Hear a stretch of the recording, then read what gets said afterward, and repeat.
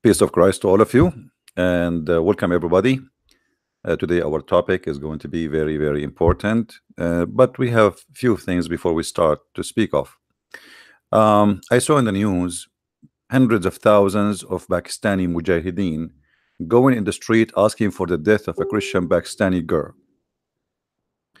Islam is so evil to the point that they wanted death. Hundreds of thousands of a human being going in the street with long beard asking for the death of a poor woman. She is a Christian woman, and supposedly she did insult the Quran. Islam is peace to the point that if that what she said really did, it's enough crime to be killed and to be tortured, and it's enough for hundreds of thousands of a beautiful peaceful Muslims who Obama and all the left Democrats, they keep saying to us Islamophobic. It is us who is Islamophobic, not the Muslims who have a phobia that if a girl she said something against the Quran, we should kill her. Stupidity in this world is amazing, and the hypocrisy of all those who work in politics is beyond imagination. They are given in Europe refuge asylum for hundreds of thousands of Muslims who they are not really running for their life because they are the majority, but none of those Western leaders even try to bring this poor woman as a refugee who her crime, according to them, she insulted Islam.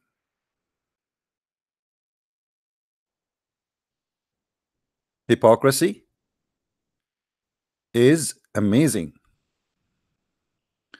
If we look at the news in the front of us, we will see the picture of this poor woman, as you see in the screen, a Christian woman on death row for Pakistan, and supposedly the court proved that she did not do anything really. It was just somebody claim. You see, in those countries, anyone want to death, if you're a Christian, it's very easy. All what they need to do, they just accuse you that you insulted the prophet, which he is not a prophet, which he is a false man, which is a criminal, which is a rapist, which is a actually not a child molester, he is a pedophile. But all what they need to do in order to get you killed is just to accuse you of anything. When the accusation is not an accusation. I mean, everybody have the right to say what he believes, but not in Islamic countries, because Islamic countries are very peaceful, and you cannot speak about the prophet, for he is the God which Muslims they worship. And yet they say to us, you Christian worship a man, and Muhammad is just a man. He is just a messenger of Allah. So why if somebody insulted the prophet of Allah, you want to kill him? What kind of religion giving you such a thing? You see, I can understand that this can happen centuries and centuries ago. I can understand that if your God is a prophet, or let us say your prophet is God, because it's the same. Muhammad is Aka, Allah is the same. If Muhammad is God, and if Allah is his prophet, this is how it works. Why Muhammad don't invoke the curse of Allah and destroy whoever insult him? You see, in the Old Testament, there is a group of people who did insulted the prophet. God, he destroyed them. How come the God of Islam, he cannot destroy, the one who insulted the prophet, but he needed Abdul to go and kill such a poor woman? Stupidity is amazing. Now we will go to different form of stupidity. One of you sent me this an image from video of a guy. He is from Germany. He's a Muslim. I think he's a Turkish. His name is Ramazan. I like the name Ramazan. Look like Ramazan. When his mom, she gave birth to him as a rabbit, he thought he is a lion. So what Ramazan did, he said that the Christians, they insult Allah. But if you go in the Arabic Bible, brother, you will find that Allah all over, and he put circle for you in the book of Genesis in the translation of the Bible.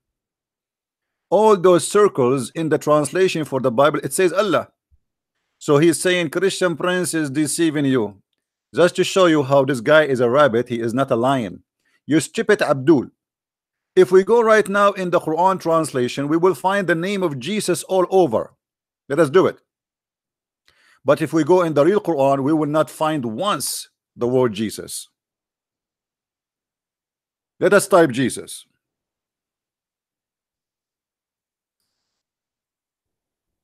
He forgot that this idiot, that he is reading a translation, and who care what this translation is saying? It's a translation.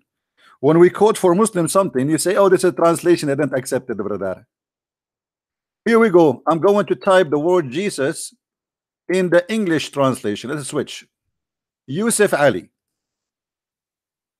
How many the word Jesus appear in Yusuf Ali? 29 times. Okay, I challenge the Muslim to show me where the word Jesus in the Arabic Quran. We cannot find it.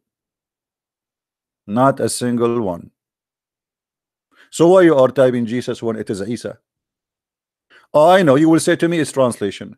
So it's okay for you to change names, but it's not okay for the stupid translator who translated in Arabic, which I agree, agree it is stupid to do so, and nobody have the right to change the name.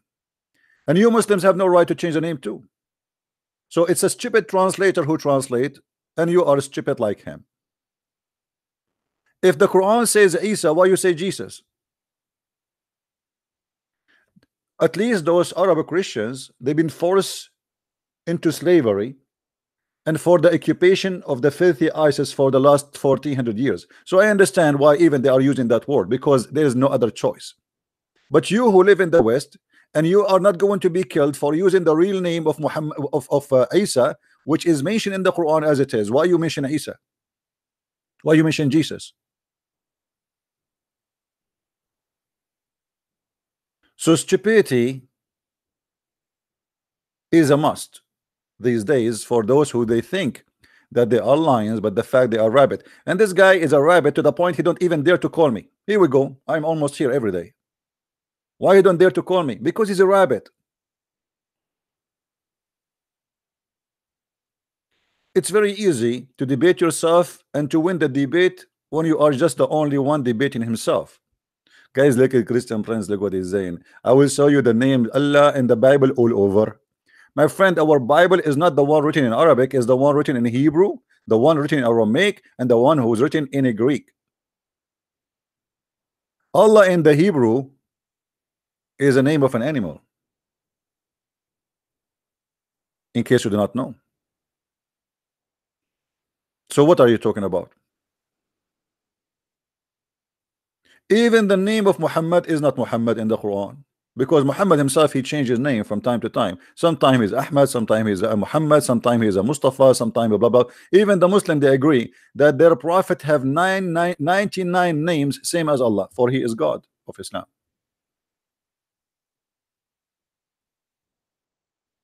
Can we find a smart Abdul to debate a Christian Prince? I mean, if there is any Muslim qualified for such a business, let me be sure. I will open my Skype to be sure that if there is any Abdul who he think he is a lion and he wanna call me right now, and let us see how good he is. You cannot debate me. Face it. Not because you are a rabbit, but because the God of Islam is a rabbit.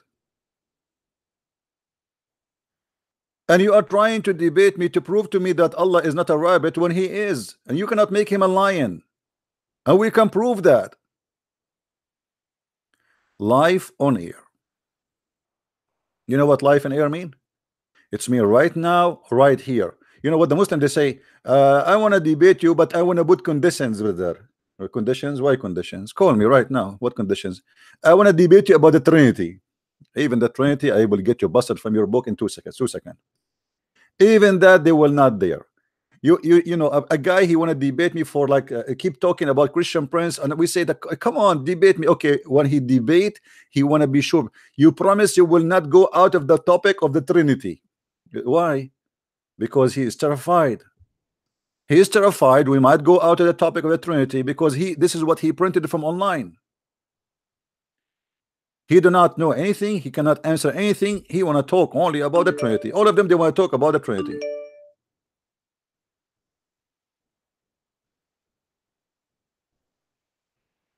Any Muslim would like to call me, my Skype right now is on, feel free. So now we go to our topic about Allah and why Allah he cannot be God. You see, when we ask the Muslims what is the proof that Muhammad is a prophet, you hear all kind of funny, stupid stories you cannot imagine. As an example, one of them, the Muslim, they claim that Muhammad, when his mother she gave birth to him, a light came out from her holy vagina, and this light cover all I mean all the distance between Mecca and Damascus. That's very far. Even if you have a nuclear explosion, there's no light to reach into that distance. From between the legs of her somebody is calling. My friend, if you want to call only if you are a Muslim. Don't call me now if you are a Christian, please. Only if you are a Muslim. Customers come first. Question. Islamic question and answer. Islamka.info website. Question.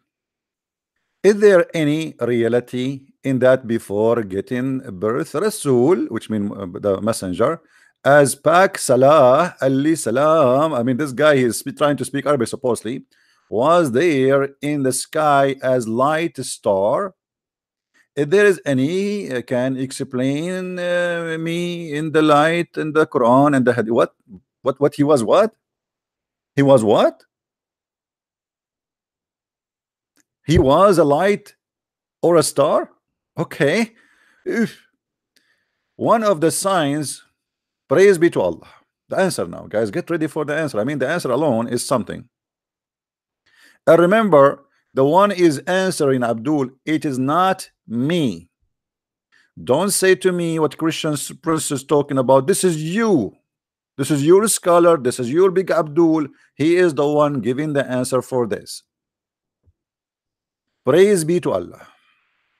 I'm very excited, brother. A lot of praise to Allah. A lot of praise. Let's zoom in so you can guys, you can read the text better. I don't know if the text coming to you, if you can read it. Is it clear? Can you read the text, guys? Let me know, please, if you don't are not able to read it. One of the signs of the coming of our prophet, peace and blessing of Allah upon him, is that when his mother became pregnant with him, she saw in a dream. It's a dream. Okay. That the light came out of her, reached. Hold on. What do you mean came out of her? From where? Where her nose, her toes, her belly button, her ears. Where? Huh? It was narrated from Khalid ibn etc. blah blah blah blah blah that he said, okay, and so something, the light come out of her, illuminated the palaces of Al-Busra and the land of Syria. Mean all the way to Basra in Iraq, all the way to the land where the white Arab, they used to capture the black African, the poor black African from Africa, and they send them there for slavery to work for them for eternity as sex slaves and farmers. City of Al-Basra. If you do not know about that, go and search about something is called the revolution of the Zinj, which means revolution of the Negro in Arabic.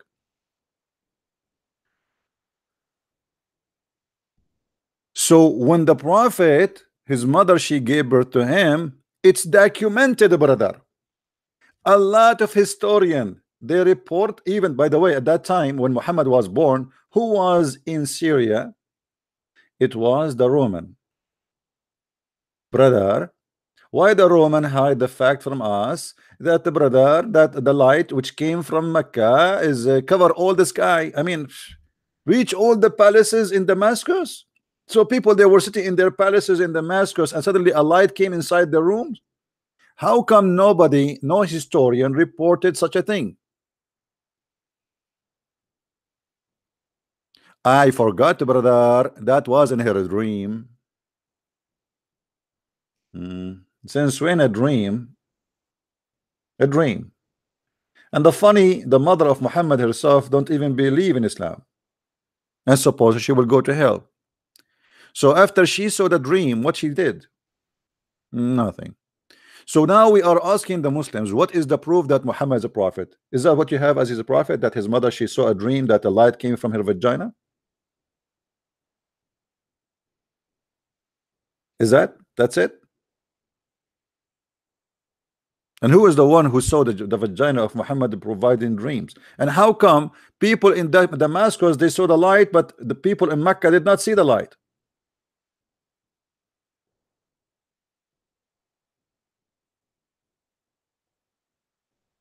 By the way, when my mother, she gave birth to me, according to historian, the temperature of Muslims increased to 49. If you don't believe me, go back in time, brother.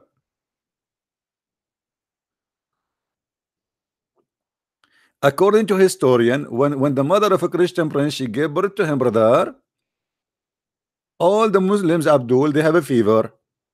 If you don't believe me, brother, go back one time, brother. I mean, anyone can claim anything. My mother, she can claim too that she was a virgin too.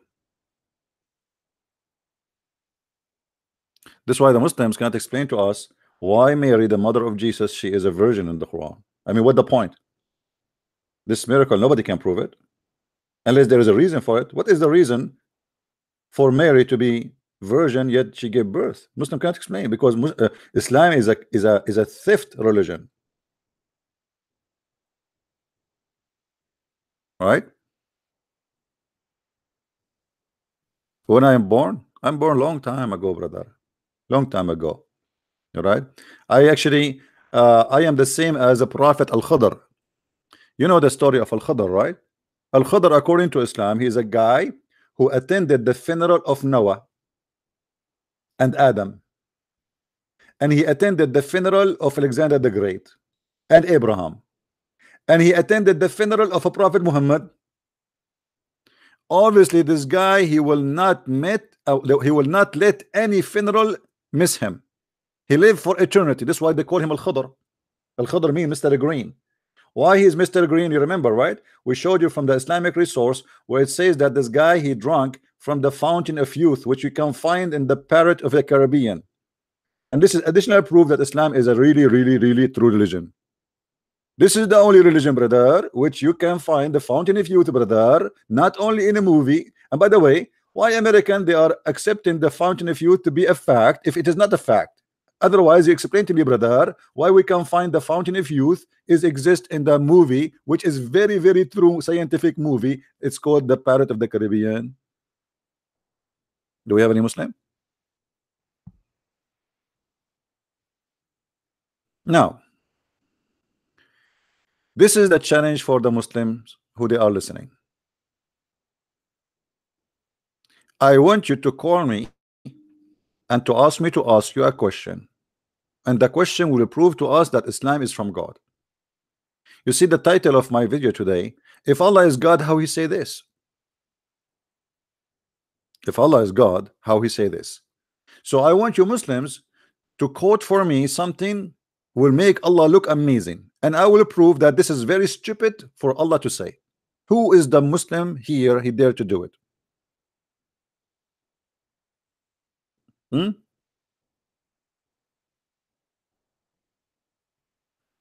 Any Abdul?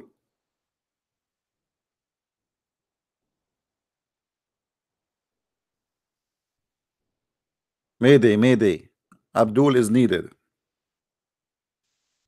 Who wanna do it? Please don't force me to start doing it by myself. I mean, it's better that we give you a chance to prove yourself and to prove that you are not being a foolish for following such a religion.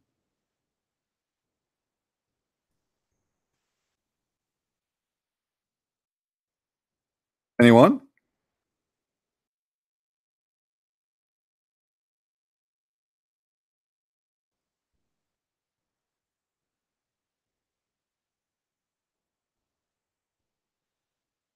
I'm waiting.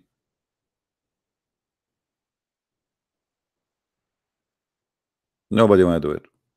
Okay. You see, the God of Islam, which is supposedly his name is Muhammad, aka Allah, he said many stupid things. I mean, every page in the Quran is a stupid page. Starting from the first page in the Quran to the last page in the Quran is so stupid. In the beginning of the Quran, Allah supposedly says, in the name of Allah. How in the world a guy is talking, he's saying the name of Allah when he is Allah? That is a very clear sign of stupidity of the writer or the author of the Quran. He forgot to switch from the first person to the second person to the third person. It is he who created for you the earth and the heaven. It is he who. It is he who. It is he. Nice to meet you. It is he, brother. Is he? Huh? How Allah, he keeps saying that. Isn't it? This is a sign of stupidity.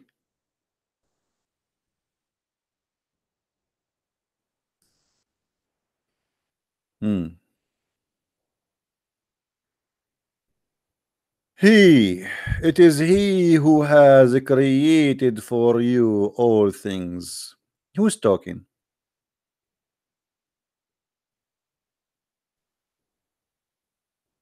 Many Muslim can tell us? No, no, they cannot tell us.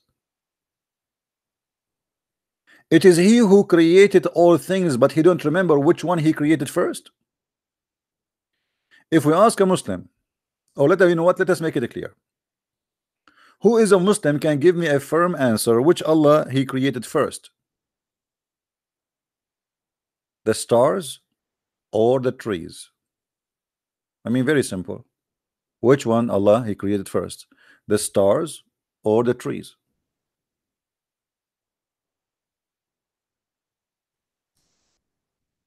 And Abdul, have you ever heard of God? He don't remember which one he created first. One verse he says this, the stars. One verse he says the trees and the vegetation.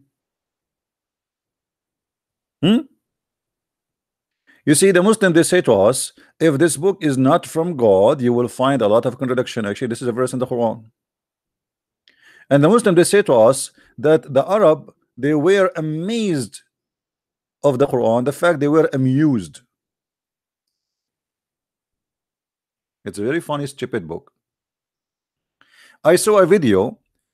A guy, supposedly he's a converted to Islam. They brought him in the time of Ahmadiyya. This is an old video. I think now he left Islam.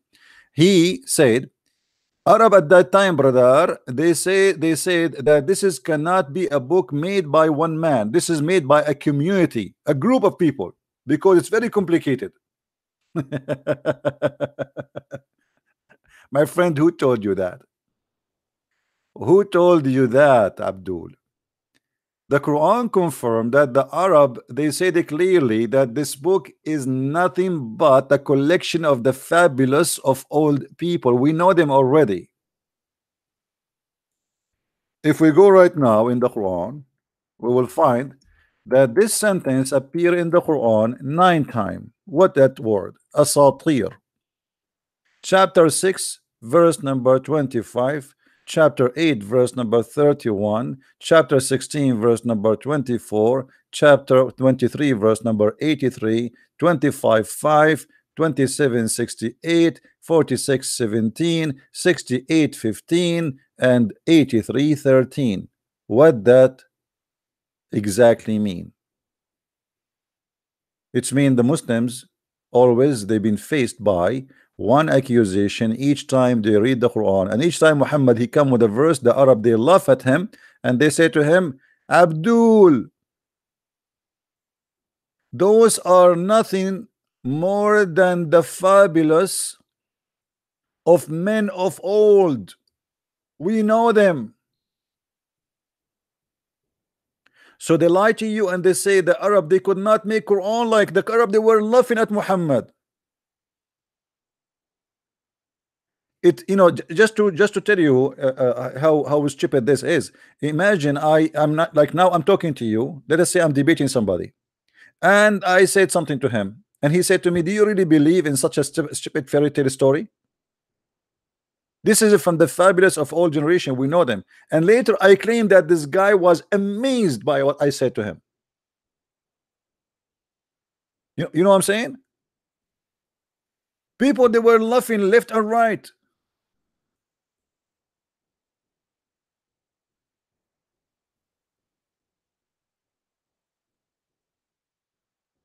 Where is the people? Where is the Arab who say the Quran is an amazing book? I don't see them. You are a Muslim? Okay, call me, my friend. If you want, call me. What I will do if you are a Muslim, I mean, you have to call me. All right. We have a Muslim calling. He is welcome. Hello. Hi, CP. Can you hear me? Hey, my friend. How are you? Yes, hi, CP. Yeah, I don't want to waste so much of your time, but I just want to thank you so much for whatever you're doing right now. And you know, I just bought 3 of your books from Amazon. So yeah, God bless you, CP. But I thought you are a Muslim. No? No. Oh, I'm okay. not Somebody Muslim. else texted me. He said he's a Muslim. I thought he's calling me. I thought, okay, I misunderstood. You see, I'm really No. disappointed now. I was waiting for a Muslim, and now you're calling me. That's okay. What we can do. Thank you very I much, see. my friend. So you bought Yes. you bought 3 of my books? Yeah, I just bought 3 of your books. I just placed my order yesterday. Okay, because there is which mean that's mean you bought 6 of Allah, volume number 1, yeah, but not yet, not 2. Well, I thought there are only 3 of No, your books. 6 in Allah is 2 books. You know? Oh, there's 2 books. Yeah, it's 2 books. And actually, the first one is important, but it prepare you for the heavy duty one, which is number 2. And is number 2 out yet? Oh yeah, both of them, they are there. Okay, then I have to check it out. I think I might have missed it, you know. Yeah, you have. By the way, to read this book, you have to be mature. According to Islam, you have to be over the age of 6. Yes. Oh. Age of 6? Yeah, because Aisha, she was mature at that time, brother. At that time, women, they used to get married very early, brother. Yeah, right. Name for me one Arab used to get married at the age of 6. And then the Muslims, they squeeze That's themselves crazy. a lot, and they say to you, do you know that Rebecca did marry at the age of 3, brother? Okay, show me, brother, where.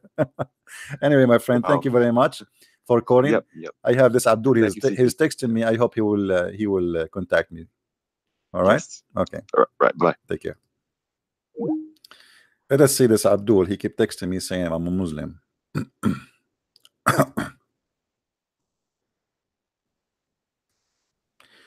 He is just 14. Sorry, I cannot debate kids. He just said he's 14. Send me your daddy, my friend. There's no honor to spank a kid. He's 14. Do we agree? You just said to me in text he is a 14 years old.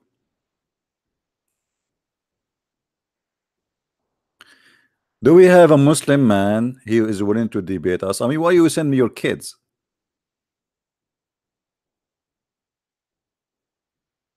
Why you are sending me your kids? What about you send me some of the versions? I like versions. You see, when the Quran mentioned to us that Allah, he will give us versions, isn't it this is a proof that Allah cannot be God? I will analyze the information for you. In case maybe some people, they are not really, they don't have a high IQ.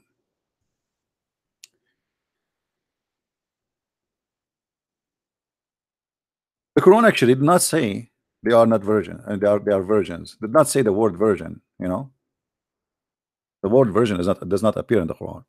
So what the Quran says? If we go to chapter 55, verse number 56, chapter 55 verse number 74, you will see the same word appear twice, which is yatmuthuhun. Yatmuthuhun. Okay, what does that word mean? To explain to you, and I don't mean to be speaking dirty, but this is science. Women, they have a little skin in their private part. If anything penetrated that skin, they lost their virginity.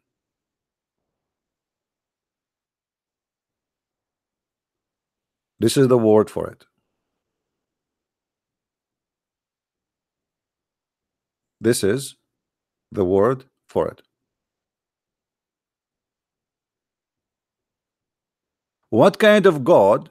He is telling me that he prepared for me women that the skin inside their vagina is in such a situation. What kind of God? He put his nose in a vagina of a woman.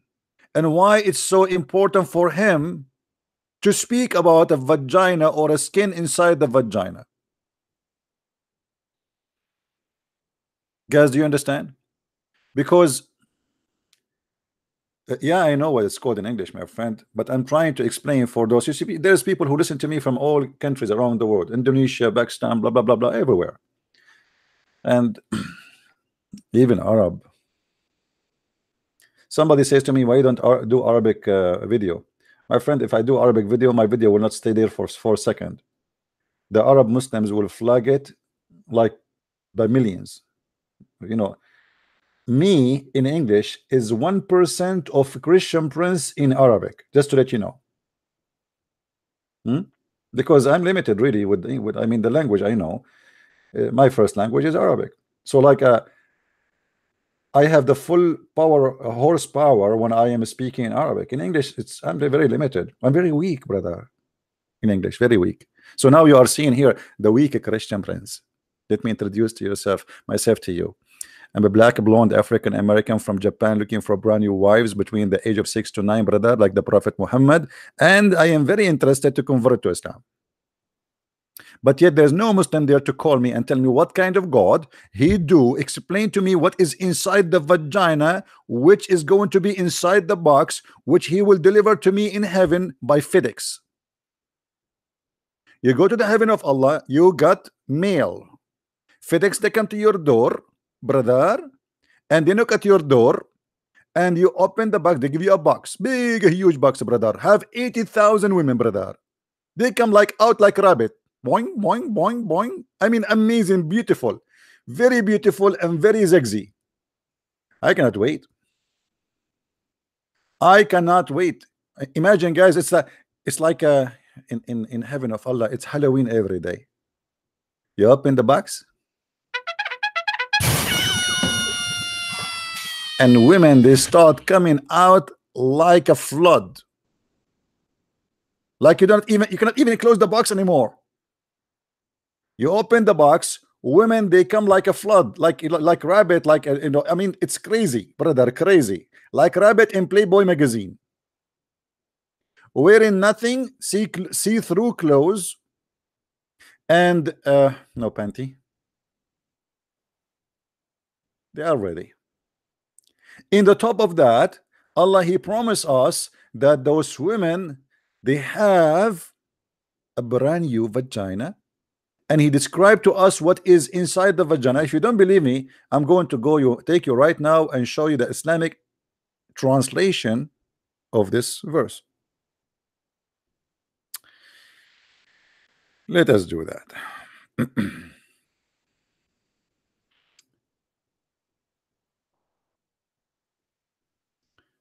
We go here. This website have many translations. That's why I like it reading. All right, and I will highlight in the front of your eyes all the translation available, so we don't miss any. So people will not say, I'm, you know, this guy, he, you know, is picking up what he like. All the translation which is in the market. All right. So this is the Muslim translation for this beautiful, amazing, hot verse. Actually, this is not a hot verse. I mean, this is verse which is smell. I mean, we are talking about what is inside the vagina. In them medians with averted gallants and flowered does it say that reading? And then Allah, he make it even more, he do more poo-poo. He says by men or jinn.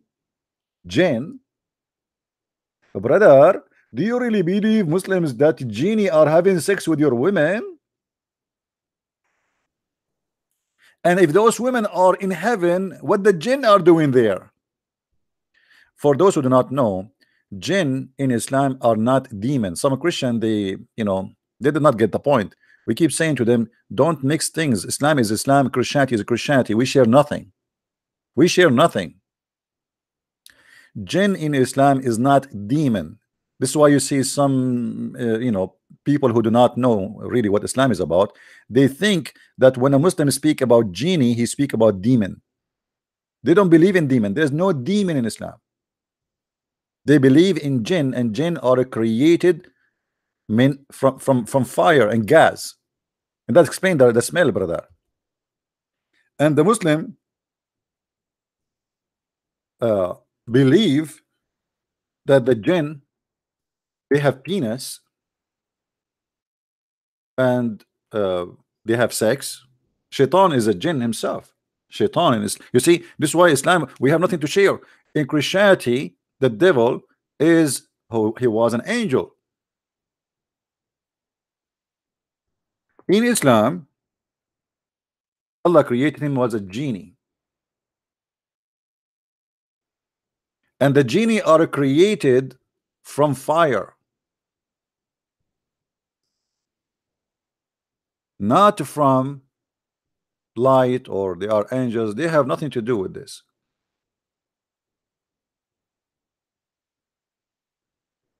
And by the way, Muhammad, he told us some stories about the jinn, proving to us that Muhammad is mentally ill, saying that he converted jinn into Islam, and even shaitan, he became a Muslim. But we don't want to change the topic for now.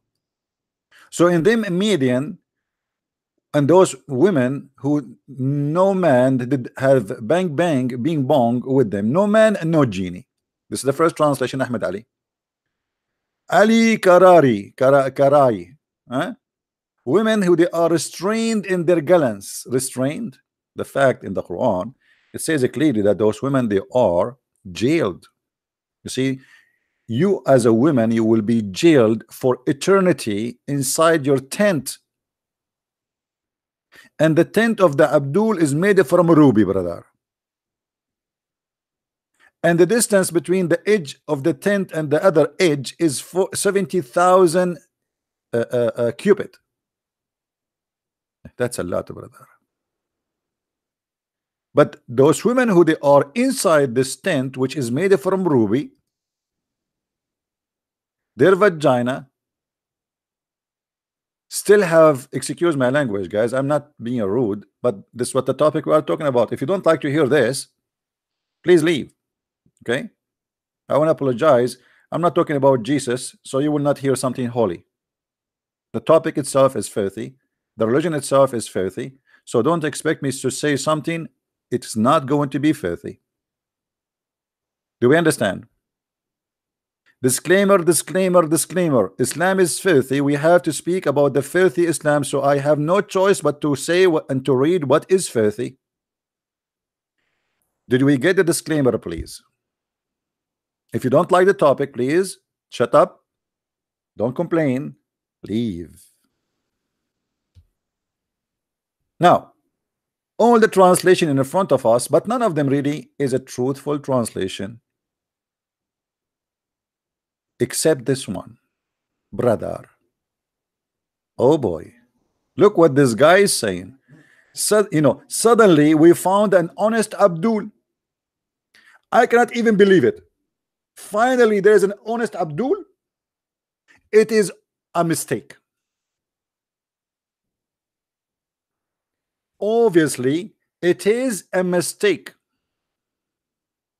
wherein both will be those medians restraining their gallants upon their husbands, whom no man or jinn yatmuthahun, he write the word in Arabic but in Latin letters, has opened their hymens with sexual intercourse before them. Imagine, this is what Allah is saying.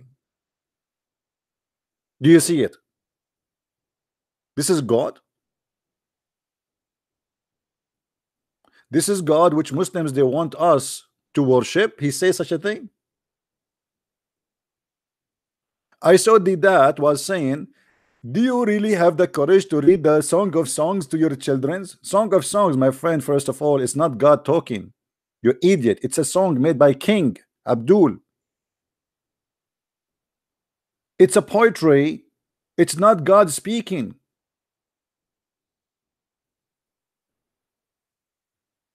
And it's not even about sex, but because you have a dirty mind, you see it only about sex. But this is how this guy, he expressed his love to the city he loved.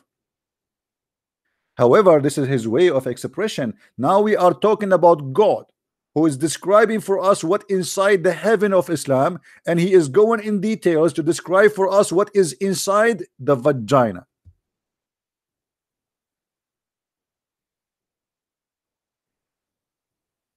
And you tell me Islam is not beautiful, brother? Why I want to buy Playboy magazine? Imagine if the Quran come with images. What do you think, guys? If Quran come with images, what we will see? If we search for this word in Google,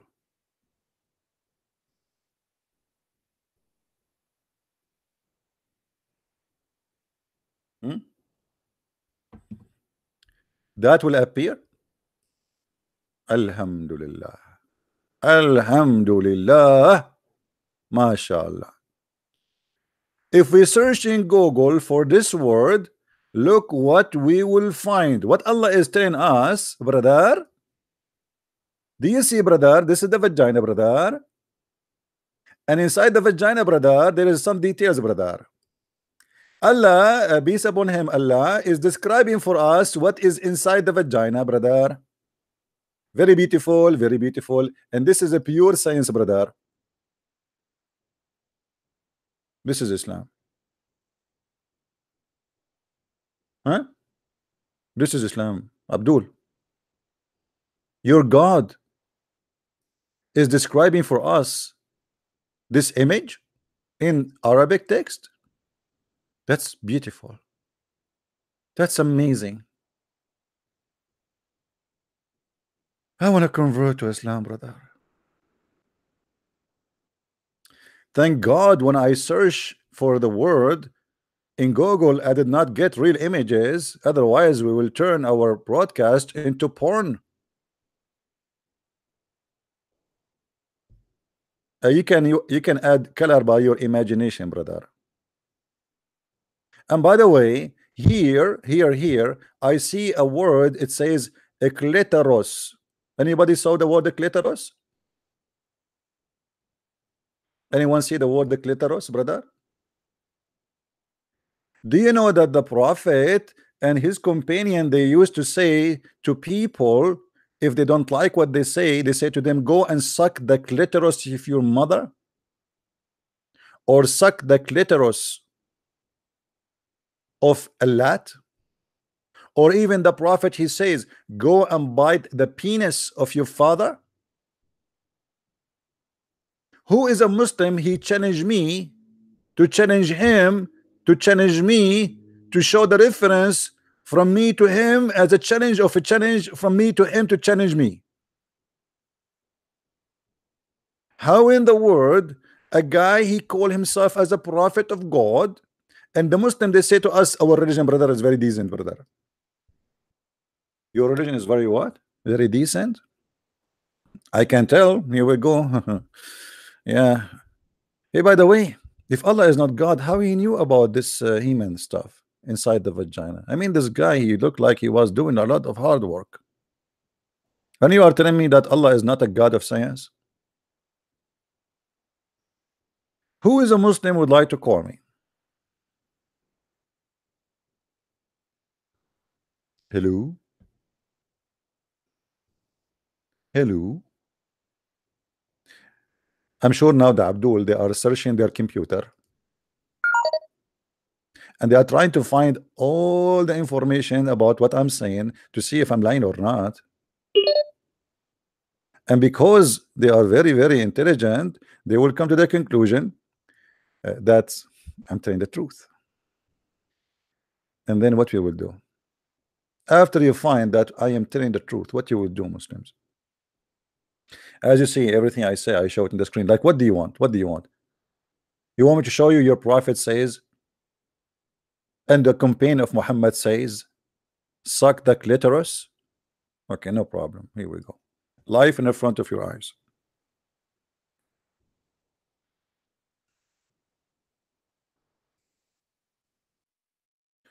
Ta-da-da, ta-da-da, ta-da-da. Ta-da-da, ta-da-da, ta-da-da, ta-da-da.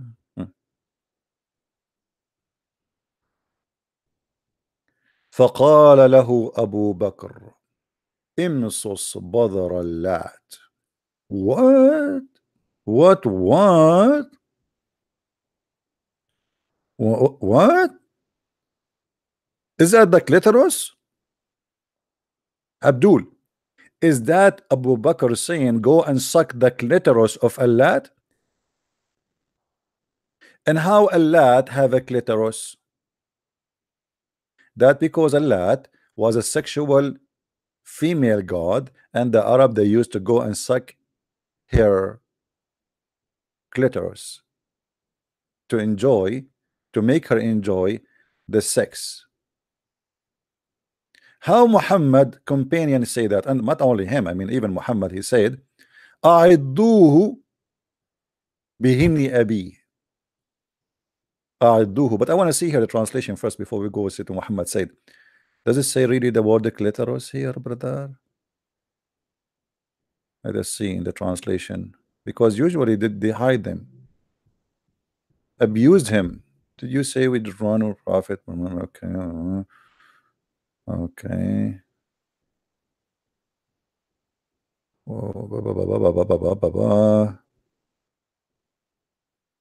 Anyway, guys, somebody, one of you, let me post the link for you. Find me there if they are showing the word clitoris there or not. Here we go. This is the link. I don't want to waste my time here. Tell me if you find it. Is it there? Let me know if it's there. Because Muslims usually they hide when they translate, they give false translation, you know, and they don't really say what it says in Arabic. This is why it's very important, you know, to know Arabic, because you know they hide all the truth. If we go in the hadith, we will find Muhammad saying أعضوه بهن أبيه. What does that mean? أعضوه coming from the word adda, which means bite. Hinni is the penis. Abi is the father. So bite him. We cannot find it in English, but we can find it in Arabic. Who care? The Muslim, they wanna translate it in English? Who care, my friend? Who care? Who care, my friend? أعضوه. أعضوه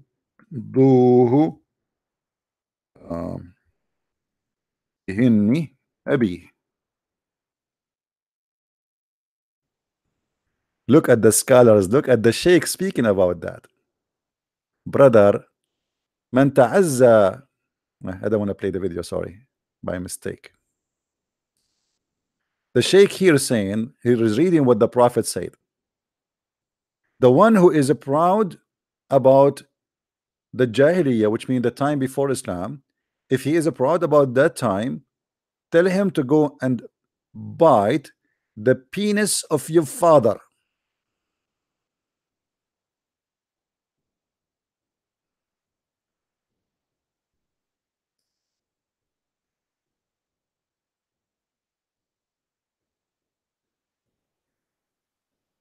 Look at this website. Manbarul Akhawat. This is a website for female Muslim women. They are posting this. This is a female Muslim women. I mean, how decent this website, to the point. Look, su'al, which means a question. A woman, this is a website only for sister, brother. You see, in Christianity we have sisters, and there is some nun, like, who they devoted themselves to the church. In Islam they have different kind of sister. They devoted themselves for sex. So the question now, it says, قال النبي صلى الله عليه وسلم من تعز بعزاء الجاهلية عضوه بهن أبيه ولا تكنوا. ما معنى هذا الحديث? You know what? I wanna give it one more try to see, because I remember I saw it in English. Hold on.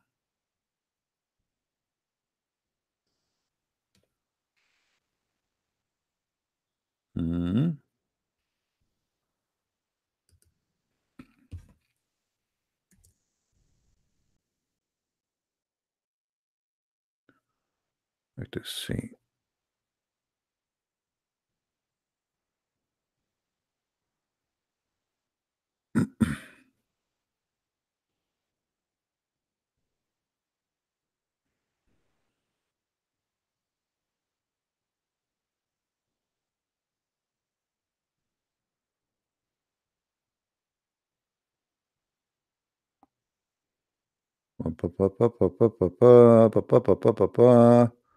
I'm just trying to find you the in English, so you can read it. Look like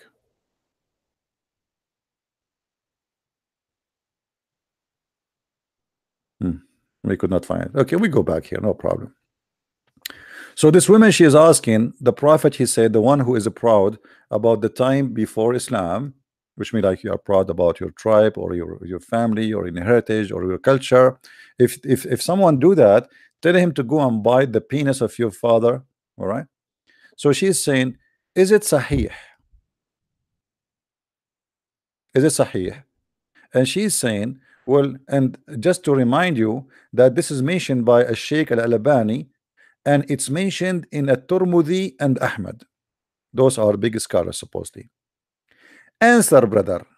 And a scholar is answering this sister. He says, huwa sahih. What? It is sahih. It is sahih. So you Muslims accept that the Prophet used to say to men around him, go and bite the penis of your father? I mean, this is an amazing religion. Allah speak about the clitoris and the hymen inside the vagina, and the Prophet, he asked us to bite the penis of our fathers, and Abu Bakr, he asked us to suck the clitoris of the lad, and Muhammad, he asked us to suck the clitoris of our mothers. Isn't it so beautiful? I mean, Muhammad, obviously he's a very decent man.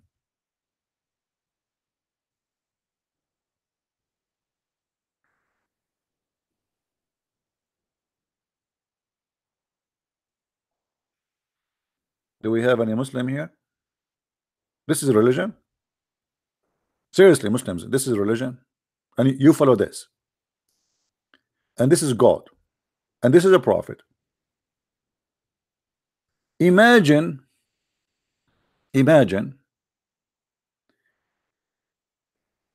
if I claim to be a prophet, and now I have my live podcast, and I say to somebody, he asks me a question, go and suck the clitoris of your mother. The Muslim, they will torture me. They will say, hey, see, look at this. What kind of manner, brother? What kind of man? Let us call Zakir Naik. I mean, we have to call him. Things is getting more serious here. I mean, do we have a choice not to call him? We have to call him every day, for he is the one who has the answers.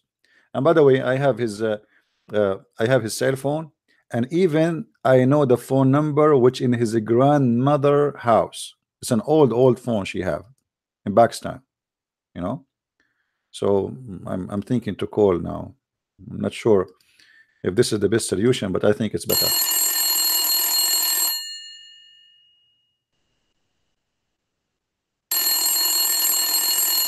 His grandmother.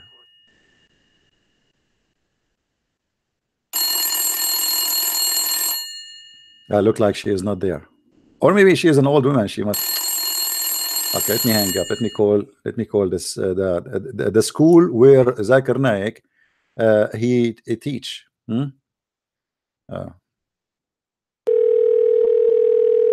Hello? Assalamu alaikum. Hello? Assalamu alaikum, brother. Can I talk to Dr. Zakir Naik, please? Who is talking? Tell him that this is from a Christian prince. Okay, hold on.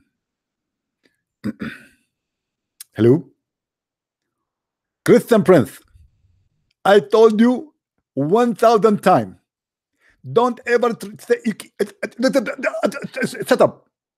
You are doing sexual harassment for me. And you go after me everywhere I go. I cannot even go to the bathroom. I cannot even go to the... You keep calling me everywhere. Right now, it is 3 a.m. in the morning in Pakistan. And you are calling me. MashaAllah, Dr. Zakir Naik. What you are doing in the school in Pakistan now, 3 a.m. in the morning. Preparing mujahideen, brother. We are preparing mujahideen to do jihad. Now, what is your question? The Prophet, he said, if somebody is proud about his culture, tell him to go and bite the penis of his father. Do you think this is right for a prophet to say? First of all, in the old days, the word penis have different meaning. It can be ice cream. In some culture, until now, when you say the word penis, it means a microphone. So, because you have a dirty mind, you think that the word penis means penis, but in fact, it means something else. Okay, but so what the word penis at that time meant? According to the dictionary, which is the dictionary written by the Arabic scholar, and as you know, Arabic scholar, they knew Arabic, but by the way, your Arabic is very funny, and I heard you. It's very stupid. You not speak Arabic. Okay, whatever you say, Dr. Zakir Naik. So what the word bite his penis mean? I mean, so penis does not mean penis. It's mean what? First of all, according to the scholar, the word penis there, it means that you go and give him a hug. What? Yes. As an example, I know a friend, he's in the Middle East as we speak. And he just hung up with me in the phone. And he said, I just saw my father and I gave him a penis. Which means I gave him a hug. So because you have a dirty mind, brother, you think that the word penis mean penis. It's not mean penis. It mean a hug. Thank you very much. That is Zakir Naik. The word penis does not mean penis. It mean give me a hug. Any Muslim have anything to say? Brother, what kind of a prophet is such a thing? Remember, Muhammad, the Quran says, وَمَا يَنْطِقُ عَنِ الْهَوَى. Everything Muhammad is saying, he is coming from God. Every word he say, it's coming from Allah. Every step I take, every move I make, coming from you, Allah. Everything Muhammad he say is coming from Allah. And then he say to people around him, go and suck the penis and bite. Actually, it doesn't say sucks, to be honest. It says addu, bite. I mean, it's going to make it. We have to be honest in the translation. There's a huge difference between suck and bite. So imagine you have a father, and you are proud about your father. So now the prophet, he said to you, go and bite the penis of your father, brother. If you are not convinced that Muhammad must be a prophet, I mean, something wrong with you. And the one who's asking the question is a female. And the guy, the sheikh, he says to her, Jazakallahu ukhti al-fadila. May Allah reward you, my decent sister. Decent sister, talking about biting the penis? In a decent Islamic website, a decent sister asking a question, a decent Muslim answering the question to a decent sister asking if we can bite the penis of our father if somebody is proud about his family. Brother, his family, which they are not Muslims. You can be proud about your family as long as they are Muslims. What do you say, Muslims? Let us try this.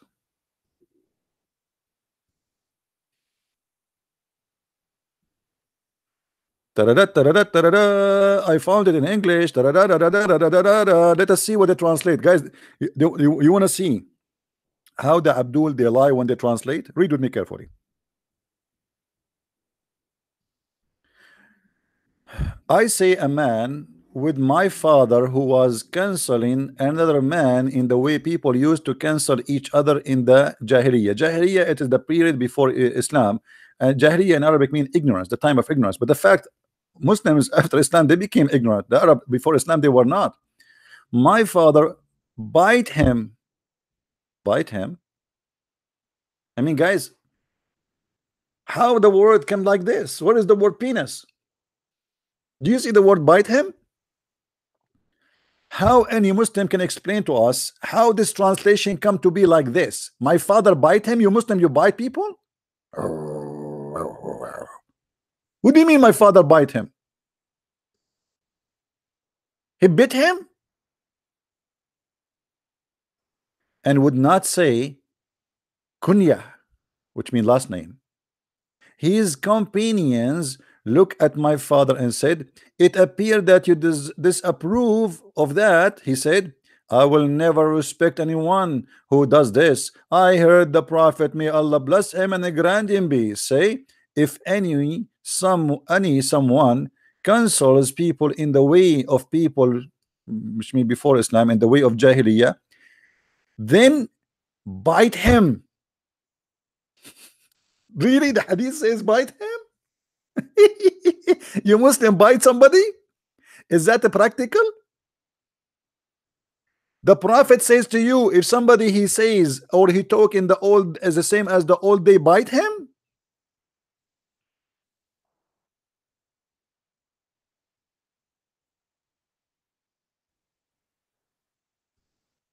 What do you mean bite him? The Prophet he says go and bite the guy? But because they cannot say to you that there in Arabic it says bite, go and bite the penis of your father. So look how they changed the translation to fabricate it to make it look nicer, but now it look even stupid more. Because what do you mean the Prophet he says if somebody he speak the same as the way or he proud about the way before Islam, go and bite him? What does that mean? Islam, you know, the Prophet is teaching you to be a dog, German Shepherd. Wow.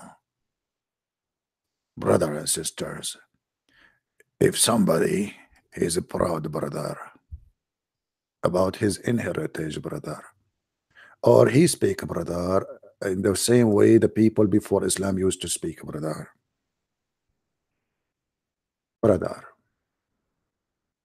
according to the Prophet, we have to bite him.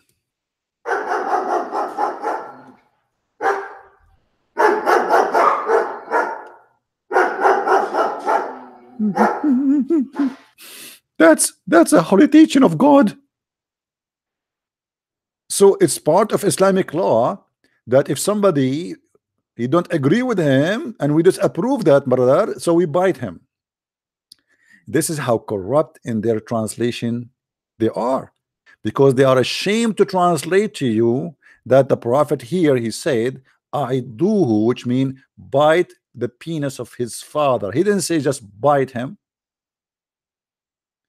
And don't mention his last name. Why? Because simply he is proud about his father. He is proud about his last name. So punish him by saying to him, bite the penis of your father, or bite your father penis, and don't say the last name of him as a penalty for him proud about his last name or his father. Why you Muslims lie in the translation?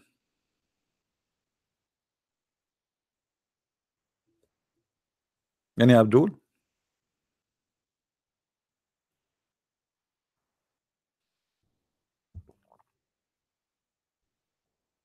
Hello?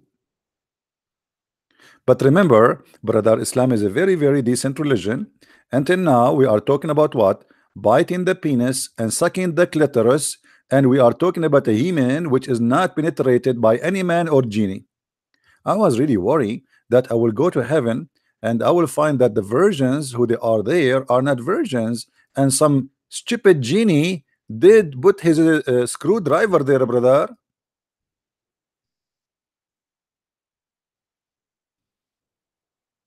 That's disgusting.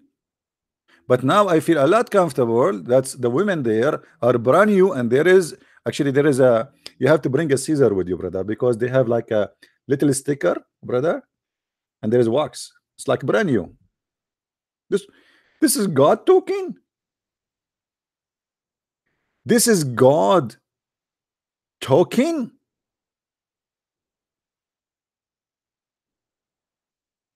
Who is a Muslim would like to give me a call?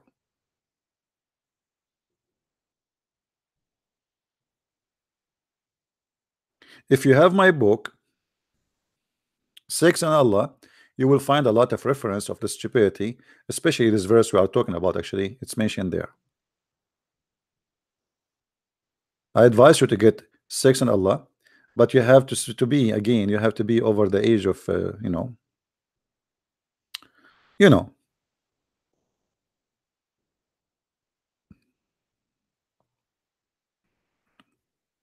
Any Abdul.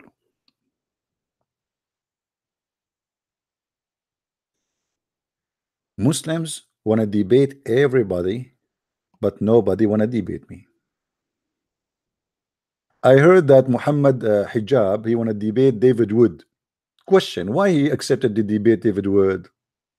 Because he knew there is no surprises. He knew what this guy will say. He will watch a couple of his videos. There's no surprises. They don't know Arabic. They don't speak Arabic. So but he will never dare to get close to me, because nobody knows what I know, not even me. For a very simple reason, my friend. I speak about things because of a reason. If you mention, like you notice when you call me, you say something, and then suddenly I say to you something you never heard before. And this is what the Muslims are afraid from, because they do not know really what this guy he know. I speak of things, and sometimes we have to repeat it because they are very effective, but this is not just what I know. And due to that, all of them, they run away from the debate, because I am not a predictable person. They cannot watch a video or two or 1,000 of my videos and then they will know exactly what I will say. Nobody can predict what I'm going to say. And this is why they're afraid. And this is why I say, well, let us not to pick up a topic. You ask the question. You make the topic. If you notice, Muslims want to debate a Christian, they need to choose the topic, and then they want to do a special kind of format, like 5 minutes for you, 5 minutes for me, 10 minutes for you, and the beginning 10 minutes for me, and then 20 minutes for you, and then 20 minutes for me. It's the most stupid format, because everyone take that mic and he hug it and he keep talking forever, but he's saying nothing. He never answered the question which is asked in the beginning. It's just a speech.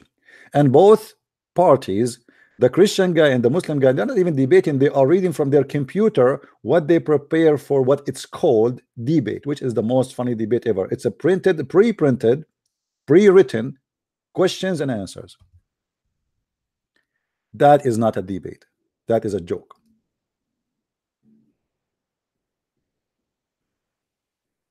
A debate is you. Don't tell me what is your question, and I will not tell you what I will ask you. And if you are a person of knowledge, let us talk. What topic? Why you need the topic? Why you need to know the topic? I mean, what kind of, imagine guys, you are going to have an exam, but you know you have the answers and the questions already printed in the front of your screen.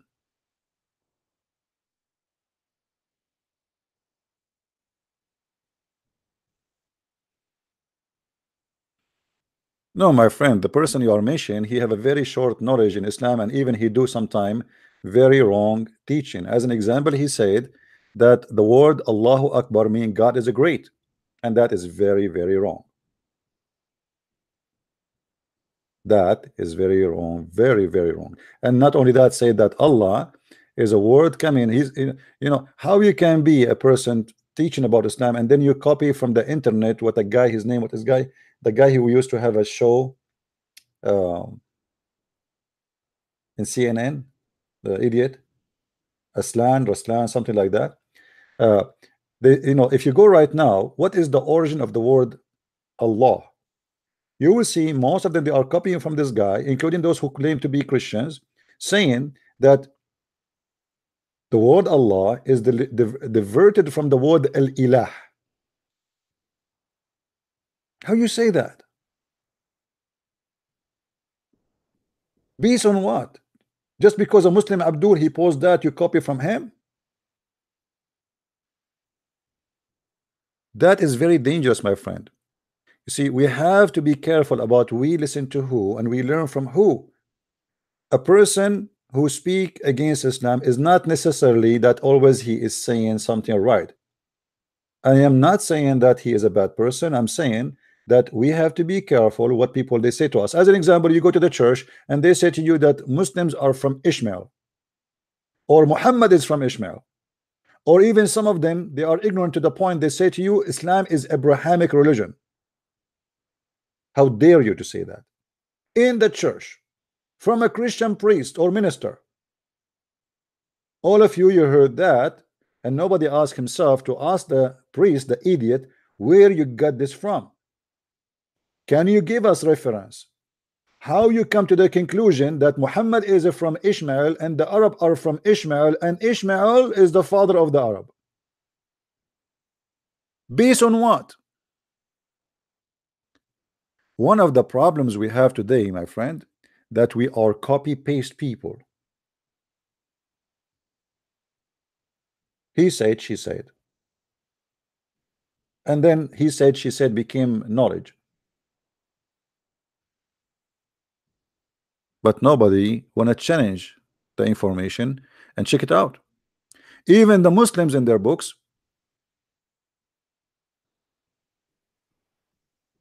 they admit that Ishmael, he learned Arabic at the age of 14, according to them.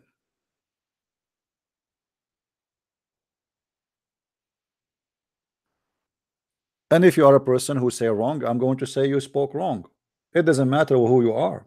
I don't take a side because you are my friend or because you are a Christian. It doesn't matter. And if I speak wrong, please correct me too.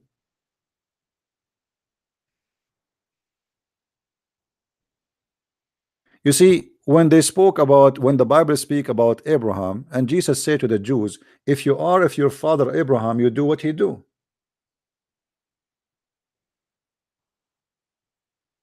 Muhammad, he needed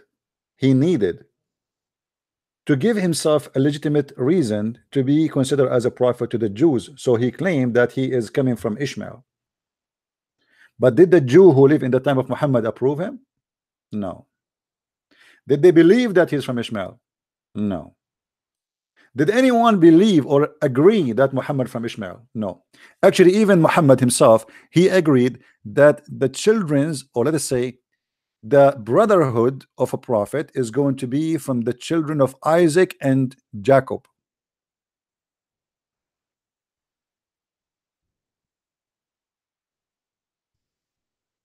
If we go in the Quran,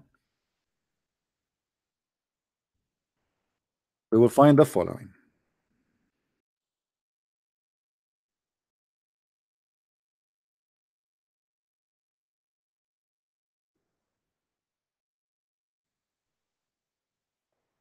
And if there is any Muslim, by the way, would like to call me, and thanks for those who make donation, we appreciate you.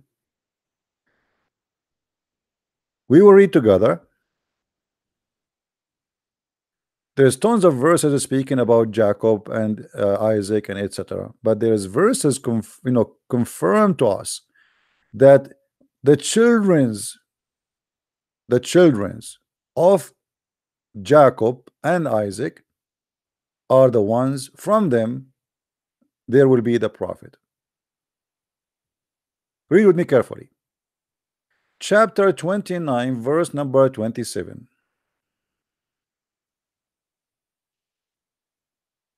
chapter 29, verse number 27. And remember, we are reading the translation of the Abdul, which is not really valid, but we will use it just for the purpose of getting them busted. This is the verse as translated by you, provided by Allah, reported by the journalist Jamal Khashoggi, which is previously his name was Prophet Muhammad. Do ye indeed approach men and cut off highway and practice wickedness? What is that? Highway? I mean, this is funny. Go back, go back. And we gave Abraham, Isaac, and Jacob. We gave him what? Isaac and Jacob. Where is Ishmael? Where is Ishmael? Any Muslim can tell me why Allah here he dropped Ishmael? Ishmael is the elder, which means he is the most important child in the Middle East until now. The elder child in the family, he is equal to the father as authority when he become a man. Which means in my culture, if I go right now in the Middle East and I see my older brother, the oldest, not just older, the oldest,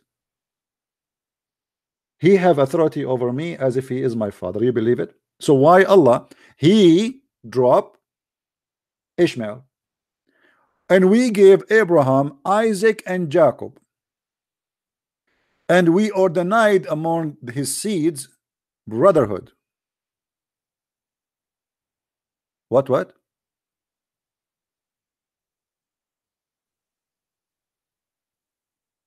From the seed of who? From the seed of Abraham, and specifically Isaac and Jacob.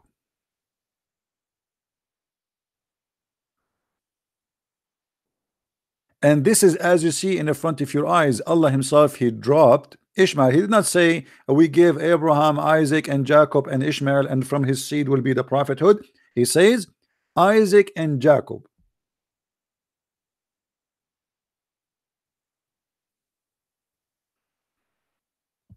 Any Abdul?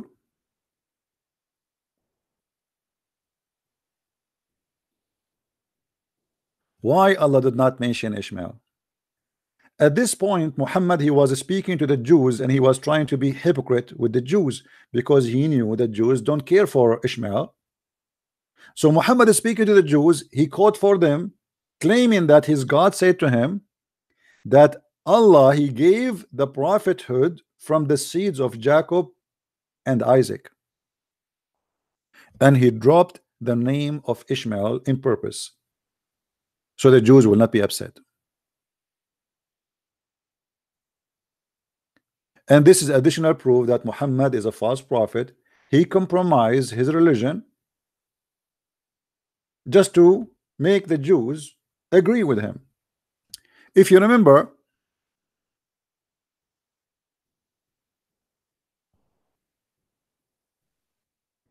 the Muslims,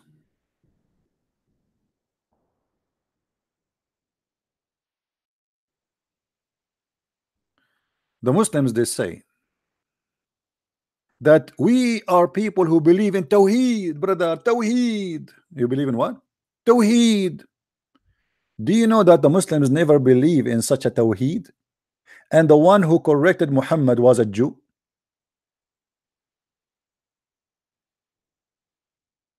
In some hadith it says a Christian, but we will go with the Jew story. You will see here, let me show you.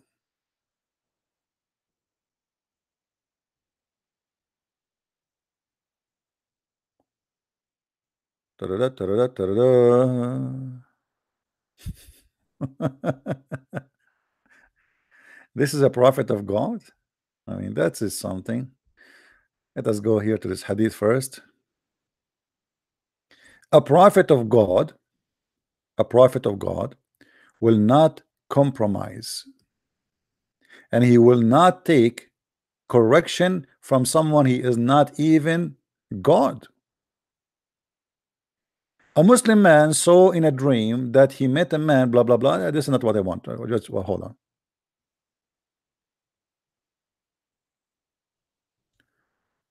Let me get the hadith which I want.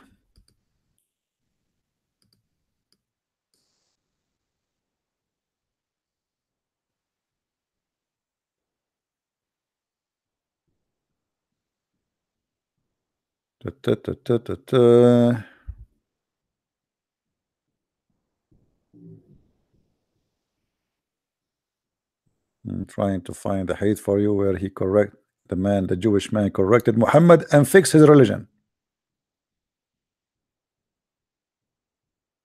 All right.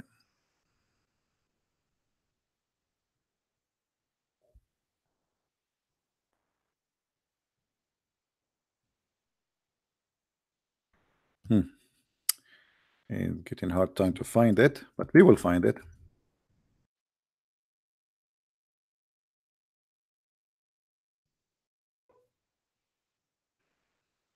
All right.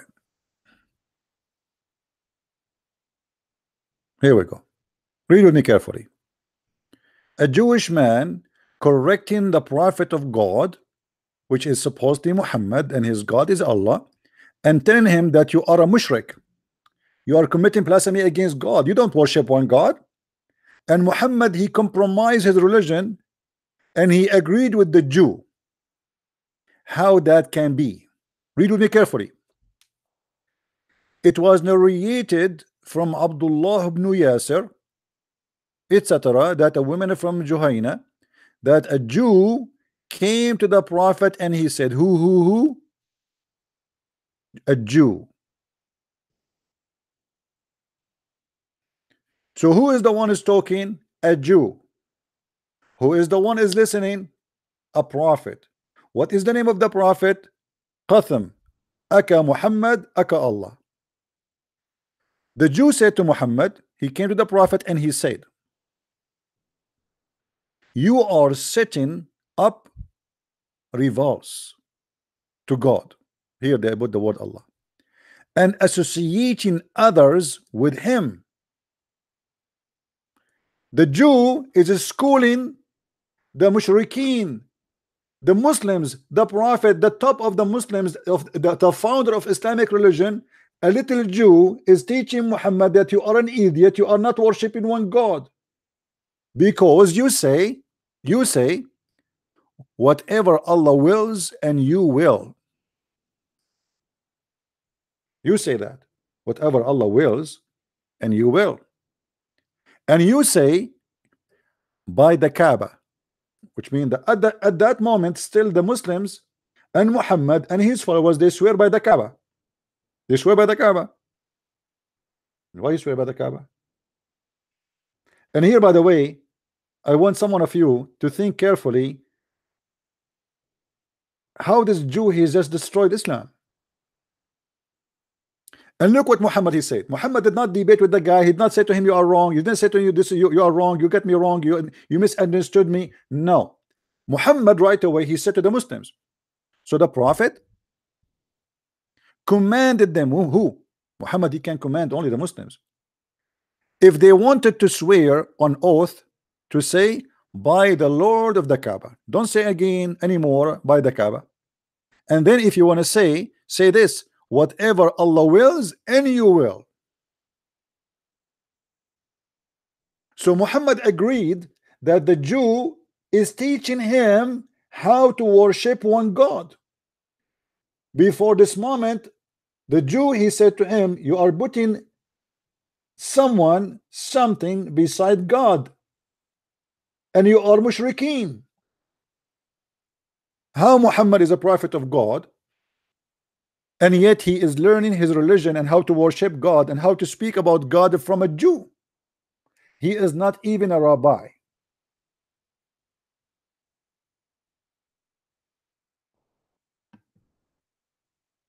Imagine that I claim to be a prophet, and then one of you call me, and then he said to me, hey Christian Prince, you say this and you say this, but you are wrong, you cannot say that. But yet I claim to be a prophet. And then right away after the guy hang up, he says, guy, from now on we don't say we swear by the Kaaba, we swear by Allah, the Lord of the Kaaba.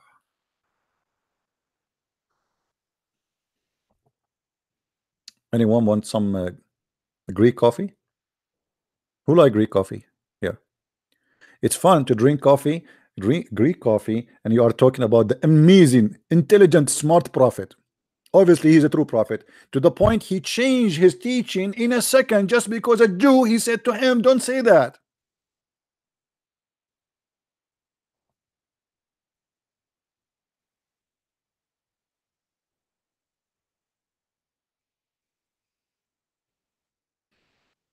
By the way, why Allah did not mention coffee in heaven?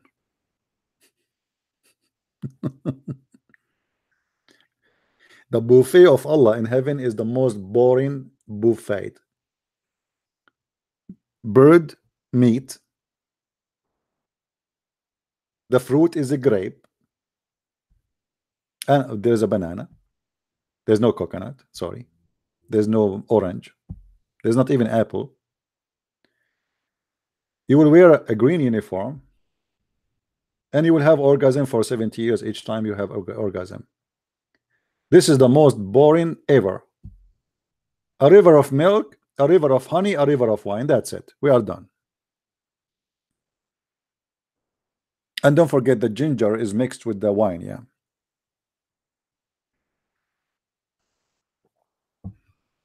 do we have any Muslim who explain to us how Muhammad he compromised his religion and why he was? By the way, the Muslim will say to you, this hadith, brother, is daif. No, no, no. Hold on. Look.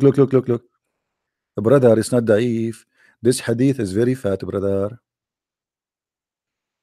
It's not daif. Daif mean weak. By the way, even weak hadith is accepted in Islam. Weak hadith is not rejected.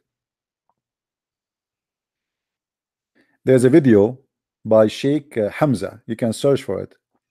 Search for Sheikh Hamza, Hamza, Hadith Da'if. Search it in YouTube and you will find him explain how stupid Muslims are when they reject hadith because it's a weak. He said hadith which is weak, it did not funk, it pass. It did not funk, my friend, it pass. So even when they say to you it's weak, it's just a game they play to run away from the stupidity of their prophet. Now, I want any Muslim to explain to us how a prophet of God, who he learned his knowledge from God, who speak of God, who been taught by God and his angels, he compromised his religion, and a little Jew, he come to him and he teach him how to worship the oneness of God. Yet Allah, all this time, he never sent his angel to say to him, Muhammad, don't say that. You know what I mean? Now there's another mistake here in the story, horrible mistake for Muslims. Anyone discover what? Anyone discover? There's a horrible, bad. If you see here with me, it says the Jew, he complained to Muhammad saying to him, you cannot be a person who worship one God because you say by the Kaaba. By the Kaaba.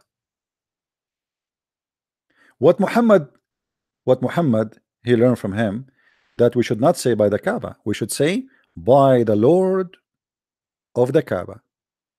Correct?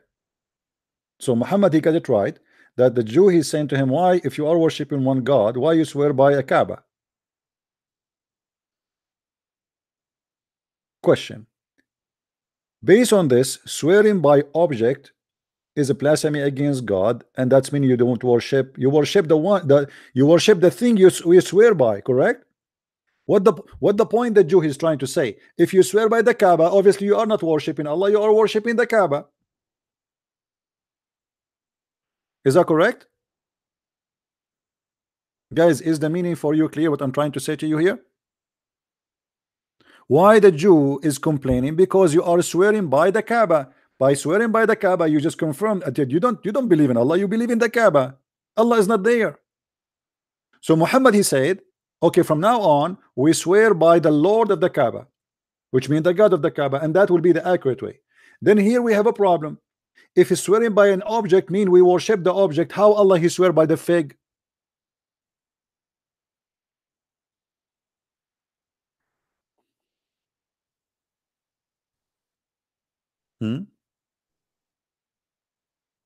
I swear by the fig, I swear, I swear. God, he swear by the fig?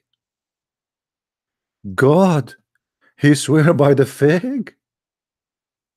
He just admitted that if you swear by an object, obviously you are worshiping the object and you are committing sin against God. You are not worshiping one God. But the Quran confirms that Allah himself,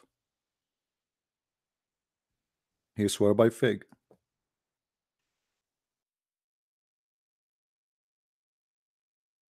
والتين والزيتون, chapter 95 verse number 1. The God who swear by the fig. Imagine if we take Muhammad to court in Europe or in USA, and instead of bringing the Quran for him, we put in the front of his face a fig, and we say, brother, can you take an oath swearing by the fig that you are not lying, brother, and telling only the truth? Abdul will be upset. Why you are doing that to me? Why you are giving me a fig? Your God himself, he swear by the fig. Are you better? Even the chapter, by the way, the chapter name in the Quran for that verse is called the chapter of the fig.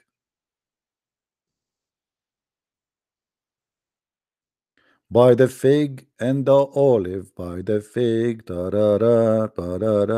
Muhammad is hungry. He like fig. He went to Syria before. He saw the olive. He saw the fig. They don't have it in their country, so he swear by the fig and he claimed Allah swear by the fig. I challenge any Muslim to tell me how and why in the world that Allah he swear by the fig.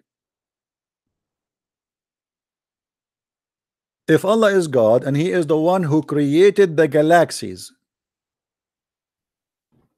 then he swear by fig. Don't take me wrong, I like fig, brother. Allah swear by the fig and by the olive. Do you see it, guys? This is the Islamic interpretation for Allah saying by the fig. And you are telling me Islam is not a true religion? The title of my video today is if Allah is God, how he say this? How this can be God?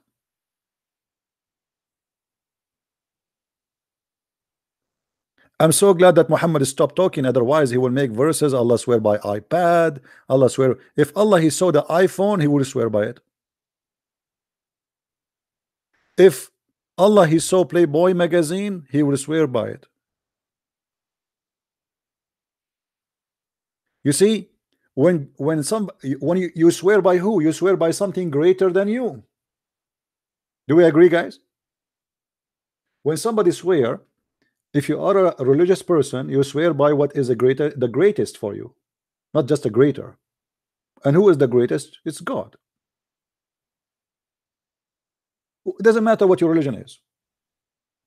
But God, he swear by the fig. That means the fig is greater than Allah. What is the point when Allah he swear by the fig? What he proved to us? That the fig is holy, that the fig is God, that he is serious. Brother, shut up here, brother. Look, this is very serious topic now. To the point, Allah swearing by the fig, brother. I mean, this is extremely serious. You see, if Allah swore by watermelon, it's not really important. But Allah swear by the fig, brother. Allah swear by the fig. What is that mean? Who is the Muslim want to tell us?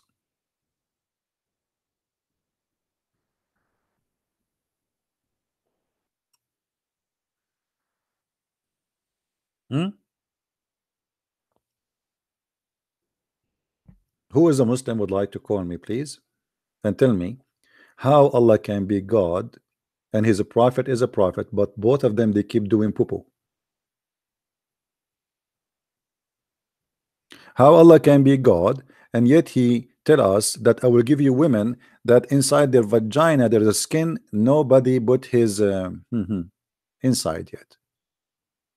how God can describe this and what the point. What exactly I learned from a God, he said to me, I will give you a woman that the skin inside her vagina, no genie and no man did bang bang to it. What exactly the point? Allah never heard of the word virgin? Say virgin. I mean, say the word virgin. A lot nicer, acceptable. But to describe for me the skin inside the vagina and the bleeding of the women, not only that, by the way, the tamth is not only about the skin is inside, is about that bleeding after you penetrate that skin.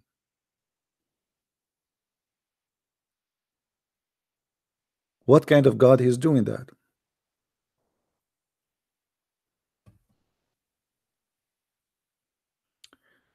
If you like to learn about Islam Muslims, don't forget to get my books. They are all over Amazon, Amazon.com, Amazon Germany, Amazon India, Amazon.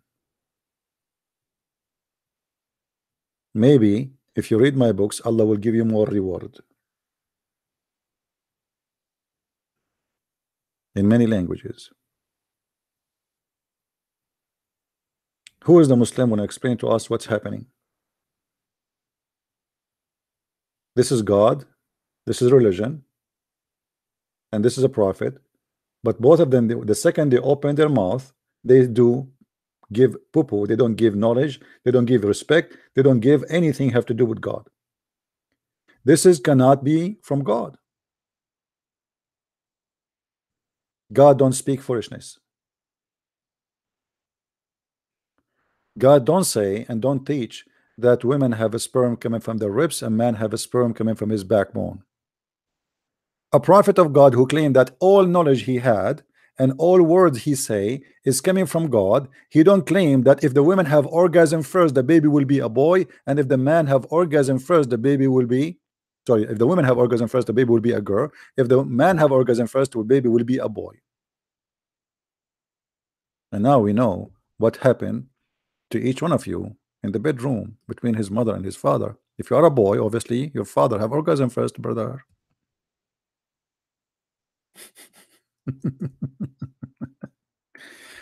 Oh boy, how the prophet he knew this. And you know, the Muslims, they say to us,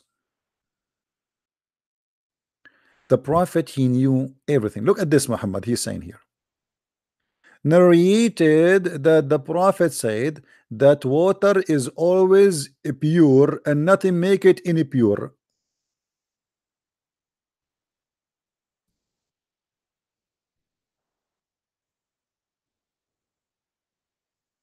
Except what it change, it is smell and taste and color.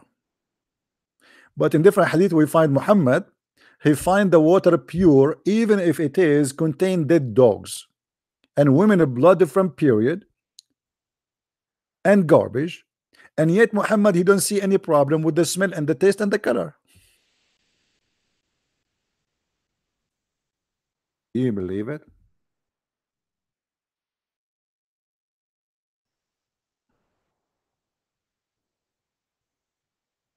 Look what it says.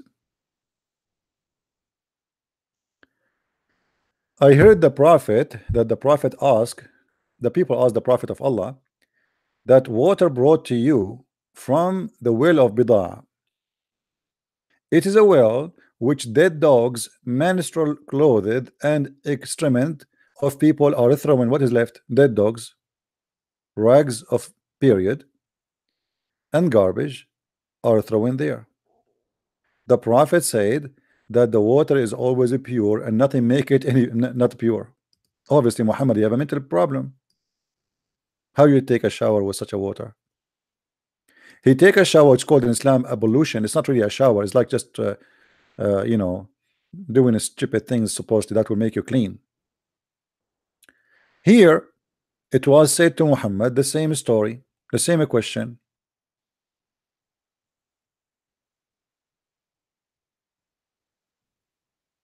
It was said to Messenger of Allah, oh Messenger of Allah, you perform wudu from the well into which bodies of dogs, menstrual rags, and garbage thrown in it. He said, water is pure, and it is not made impure by anything. That is a clear evidence that Muhammad he have a mental issue. He can clean himself with the clean water, but yet he choose to clean himself, which will make him more dirty, with water have body of dogs, dead dogs. And according to the hadith, it says that this hole of water in the ground, which is a dirty water, is not really a well. It's a dry well where the let us say, you see, it's a small town, and before there's no sewage, so the water will run to the lowest point in the town, where all the houses, they throw their water outside. So all the water coming from the dirty houses, or from the women blood, and they throw garbage in that place, etc., in that location. And yet Muhammad is washing himself to prepare himself for the prayer to meet Allah from such a water. And you will notice here that this is not a normal behavior of a human being, because as you see, the people, they were questioning his behavior. People who live in the same town, nobody do that. You guys, do you understand what I'm saying? If the people who live in that town, they do the same, nobody will be wondering why and how. It was something nobody witnessed before, and nobody want to do.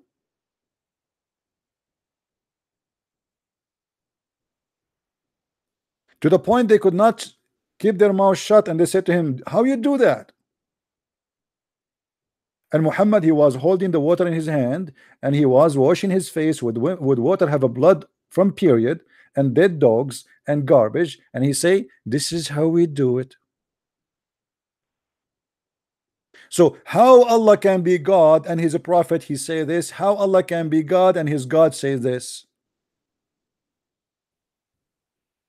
And there is tons of reference, by the way, proving that Muhammad obviously have a mental issues. As an example, if you remember, Muhammad, we mentioned that before, that the Muslim, they claim that Muhammad was bewitched.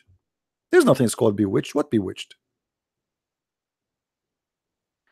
In the old days, if somebody he have a mental issue, they claim that he was under magic, because nobody can explain what's happening.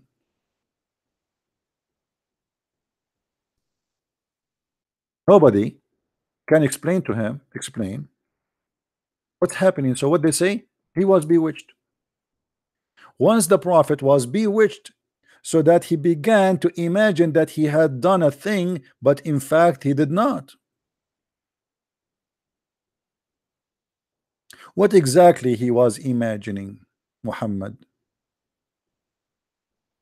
And look at the wisdom of Muhammad about imagination. Abdul Tamim reported from his uncle, blah blah blah blah blah blah blah blah blah. That's the prophet said. Guys, this is very serious topic. This is telling us that Muhammad obviously he have no mental issue, and the proof is in front of you. The prophet said that he entertained a doubt as if something had happened to him which had rendered his ablution invalid. Talking about what? Do you know what we're talking about? We're talking about farting. We are talking about farting. The prophet of God is giving us now a lecturer in Oxford University, and Obama is in the front seat, and Michelle Obama praising Allah, and all the liberals who don't always defend Islam, and Muhammad now is explaining to us what will break your ablution. Muhammad, he said, this is wisdom, brother. This is a pure wisdom. He should not, he said, he should not cease to pray until he hears a sound or perceive a smell, yuck, of passing wind. That's wisdom. That's knowledge. That is God. That obviously is coming from God. God is worried about a little fart coming from your anus, to the point your prayer is not accepted, brother. Look like the prayer of Islam carried with the smell if you fart. Not only that, Muhammad, he said that when you pray, Shaitan, he take hair from your anus. I don't know if I can find this in English. Let me see. I will give it a try.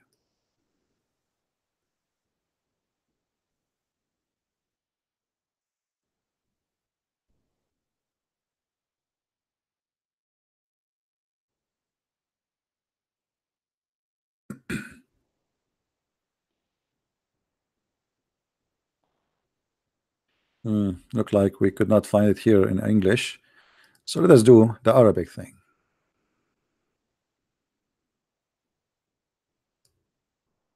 All right. Unbelievable, brother. This is deep. This is seriously deep, brother. The book Al-Musnad al-Imam Ahmad. All those, you see, all of this are references speaking about the Prophet said that Shaitan take hair from your anus. And by the way, it's true. Obviously, it's true.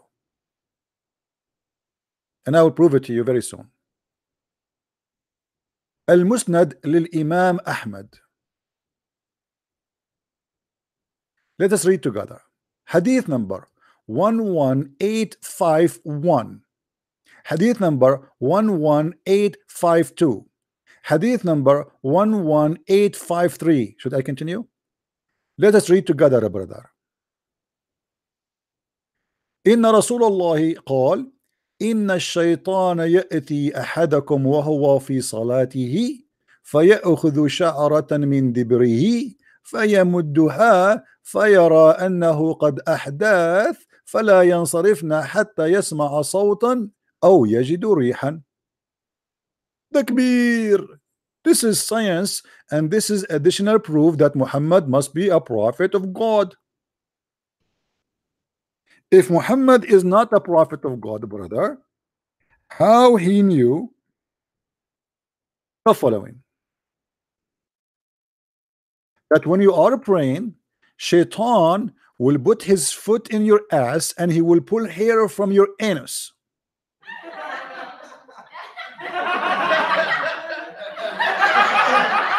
They are watching the scene. It's in the screen, you know, they are watching those guys. Shaitan, you are praying, and now Shaitan is coming and holding hair from your anus.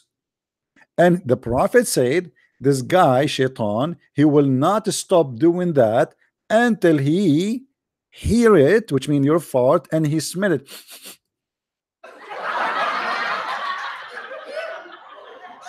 Close your eyes and imagine.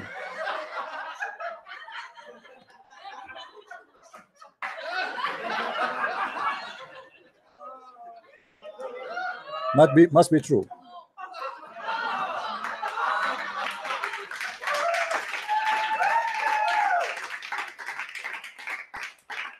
How the Prophet he knew this? Shut up, please. Shut up. Silence. How the Prophet he knew this knowledge that Shaitan is targeting the anus of every Muslim. And by the way, this is true. According to scientists from Japan, his name Yama I do lie Yama. Yama I do fabricate Yama. Yama I am saying stupid things Yama. Yama Suzuki Toyota garbage Yama. That according to scientific study, they took a scan and photoshot of every Muslim anus, and they found there is no hair there. Because imagine if Shaitan take hair from your anus each time you pray, how much hair you will have left? Zero.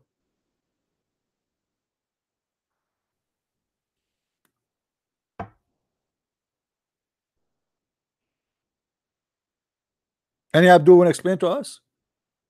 I mean, this is extreme knowledge. How would the Prophet he knew this if he isn't a prophet? Obviously, Allah told him.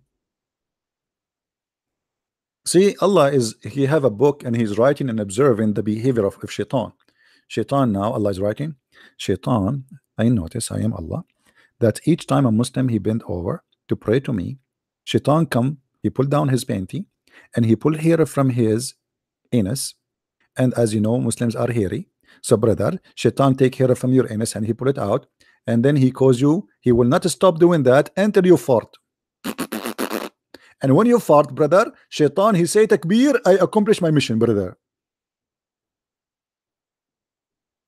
If we ask Zakir Naik about this, what he will say, brother Tatar, Greta Breath, he always tried to make fun of the teaching of the Prophet Muhammad. First of all, it is proven scientifically that there is always a conspiracy against the anus of every Muslim. As an example, when the American they get Osama bin Laden, they kick his ass. I heard them in TV saying they kicked his ass, and that is a proof that all the pagan and all the infidels they target our anus. Thank you very much. They target our anus. Shaitan is taking hair from your anus, and you are praying to Allah.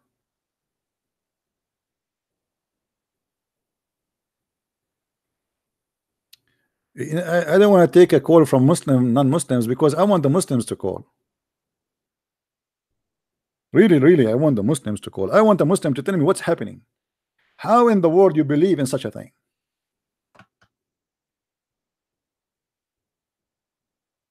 The hadith is corrupted. I agree. Everything in Islam is corrupted. Muhammad is corrupt. So how you can corrupt the corrupt anyway? What about the Quran? What about the Quran says women have a sperm coming from their ribs? How about the women? The Quran is speaking about stupid thing that the sun set in murky water. How about there's tons of stories. How about the Quran speaking about flying carpet?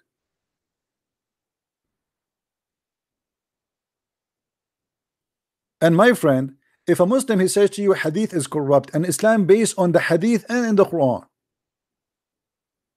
so how Islam is not corrupt then? The second you say the hadith is corrupt, you just prove to me Islam is corrupt, because Islam is based on two things: what they claim it is Allah speaking, and what they claim Muhammad spoke. So now you are saying to me that the hadith is not trustworthy, so Islam is a corrupt religion. However, I don't believe in that, because you cannot corrupt the corrupt. You cannot. How I can corrupt something is corrupt? Mission impossible.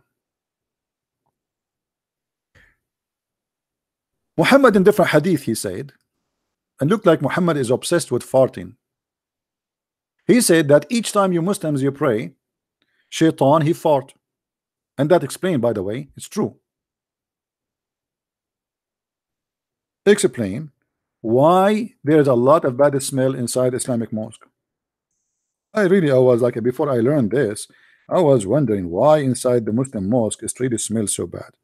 I could not come with a conclusion except maybe Muslims are farting, or they don't take a shower maybe. But later I come with knowledge with extremely amazing, and as you see, this is Sahih. The Prophet said, when Satan he hears the call of the prayer, he turn back and break wind. And this is proven to be scientifically accurate. Absolutely accurate.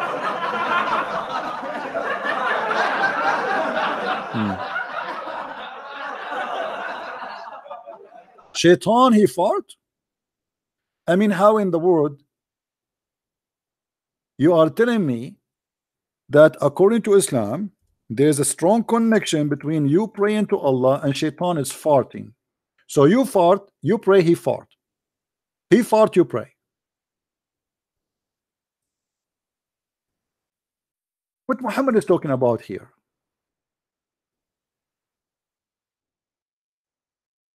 How in the world this man can be a prophet of God? Who in the world want to believe in such a garbage?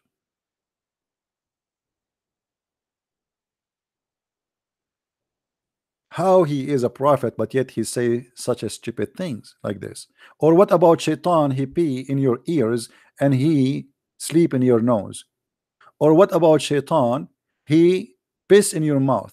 Or what about shaitan? He wrap himself around your penis, and then he do your wife if you don't say the prayer to Allah. And how about shaitan? He go in the bathroom. When you go in the bathroom, if you don't say the prayer to Allah, Allah will play. Is shaitan? He will play with your anus. I mean, this is how this guy can be a prophet of God.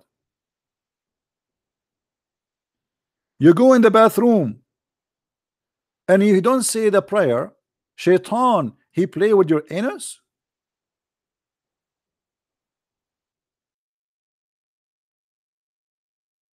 Is that scientifically true? Any Muslim can prove to us that if you don't say this prayer, shaitan, he really do something bad to your anus. Who is a Muslim can explain to us that if you don't say certain prayer before you have intercourse with your women, shaitan will wrap himself around your penis and he will be doing your wife, and then the son will be the son of the devil.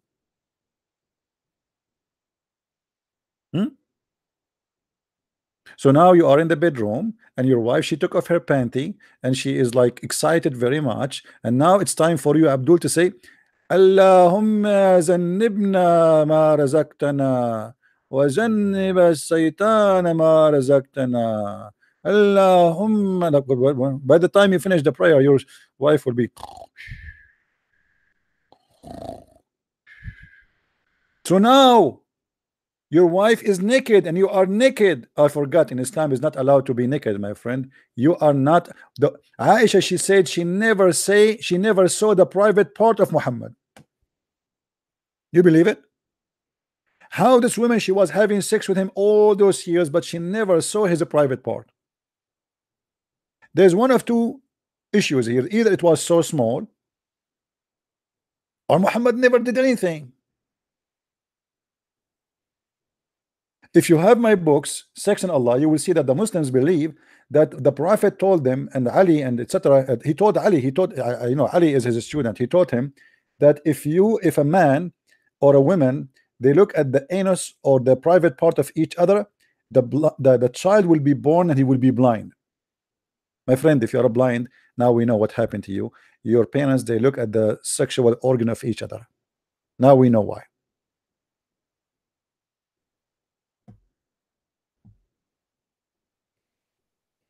Actually, the hadith says that Muhammad, obviously, he is incapable of having sex.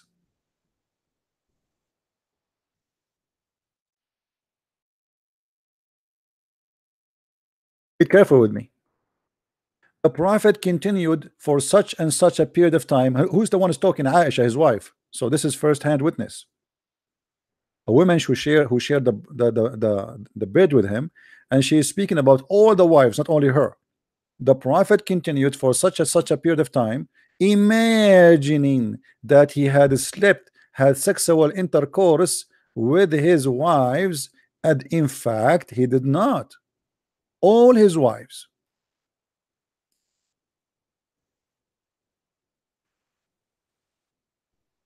So in Islam we notice that Muhammad, even his sex was not real. Muhammad see God is not real. Muhammad, he went, the Muslim, they say to us, how many of you heard that Muhammad, he went to the seventh sky? You heard it, right? Okay. This is my challenge to the Muslim, to show me one verse in the Quran that says Muhammad, he went to sky, to heaven. The Quran never say that. The Quran says that Allah, he took Muhammad from the second mosque to the lowest mosque. Or let's say, sorry, not the closest mosque. Where is that? That's it. If we go in the Quran, we will not find one single place speaking about Muhammad going to heaven. This is why we say Islam is not based only in the Quran. You have to go by what Muhammad, he told in his stories, which is a very funny story. It's very stupid that Allah, he sent him a donkey, which is a mule, but the donkey don't have wings. So how Muhammad, he went to seven heaven? Because Muhammad, he described heaven is not really in sky. Heaven, it have roads, it have gates. If you read here with me, let us go to this thing.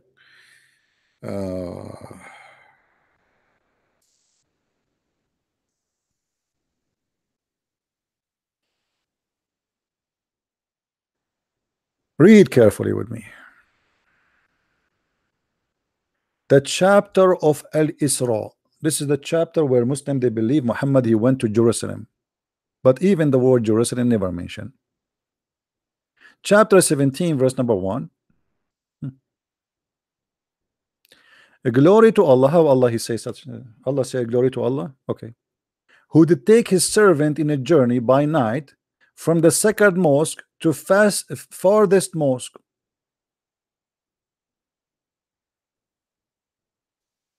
So we have the closest mosque and the farthest mosque. Where is the heaven? Any Muslim can show me where is the heaven there? And where is the farthest mosque? There was no mosque in Jerusalem.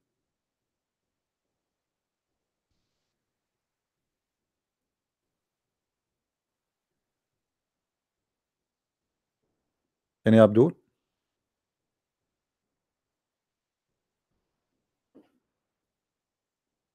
Any Muslim would like to call me? By the way, just to inform you, I will be busy in the coming 2 days. So I will not be able to do live podcast. Just to let you know.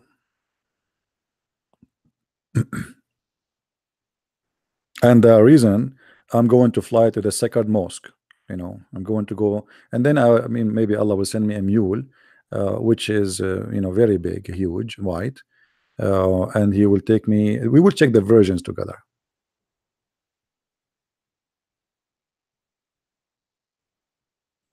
Do we have any Abdul?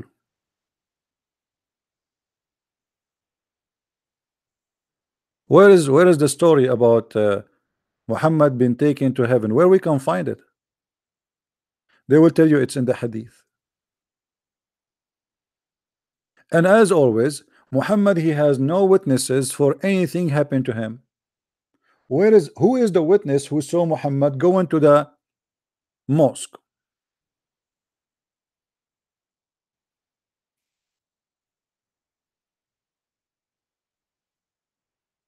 No one. No one. How this can be a religion? How this can be a prophet? How this can be God speaking? You see, when even the Muslim, they say that Jesus, when he speak about his miracles, he did it in the front of people. He did it to real people, not in the dream. Muhammad, when he claimed something, he claimed that Allah, he took him to heaven, or he took him to 7-Eleven, whatever. But always there is no witnesses, not even his wife. Even when Muhammad, he saw the angel for the first time. Anyone remember when Muhammad saw the angel for the first time? Let us see if you guys doing your homework. When the first time Muhammad, he saw an angel?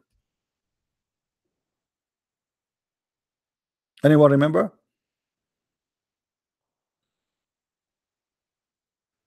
When the first time Muhammad saw an angel? Yeah, but when, where? Let us say it. Make it cave. No, not in the cave. The first time Muhammad, he saw an angel, it was in his bedroom, according to Muslims. There's a chapter in their books, it's called Khadija wa imtihanul wahi. Khadija and the examination of the inspiration of Allah.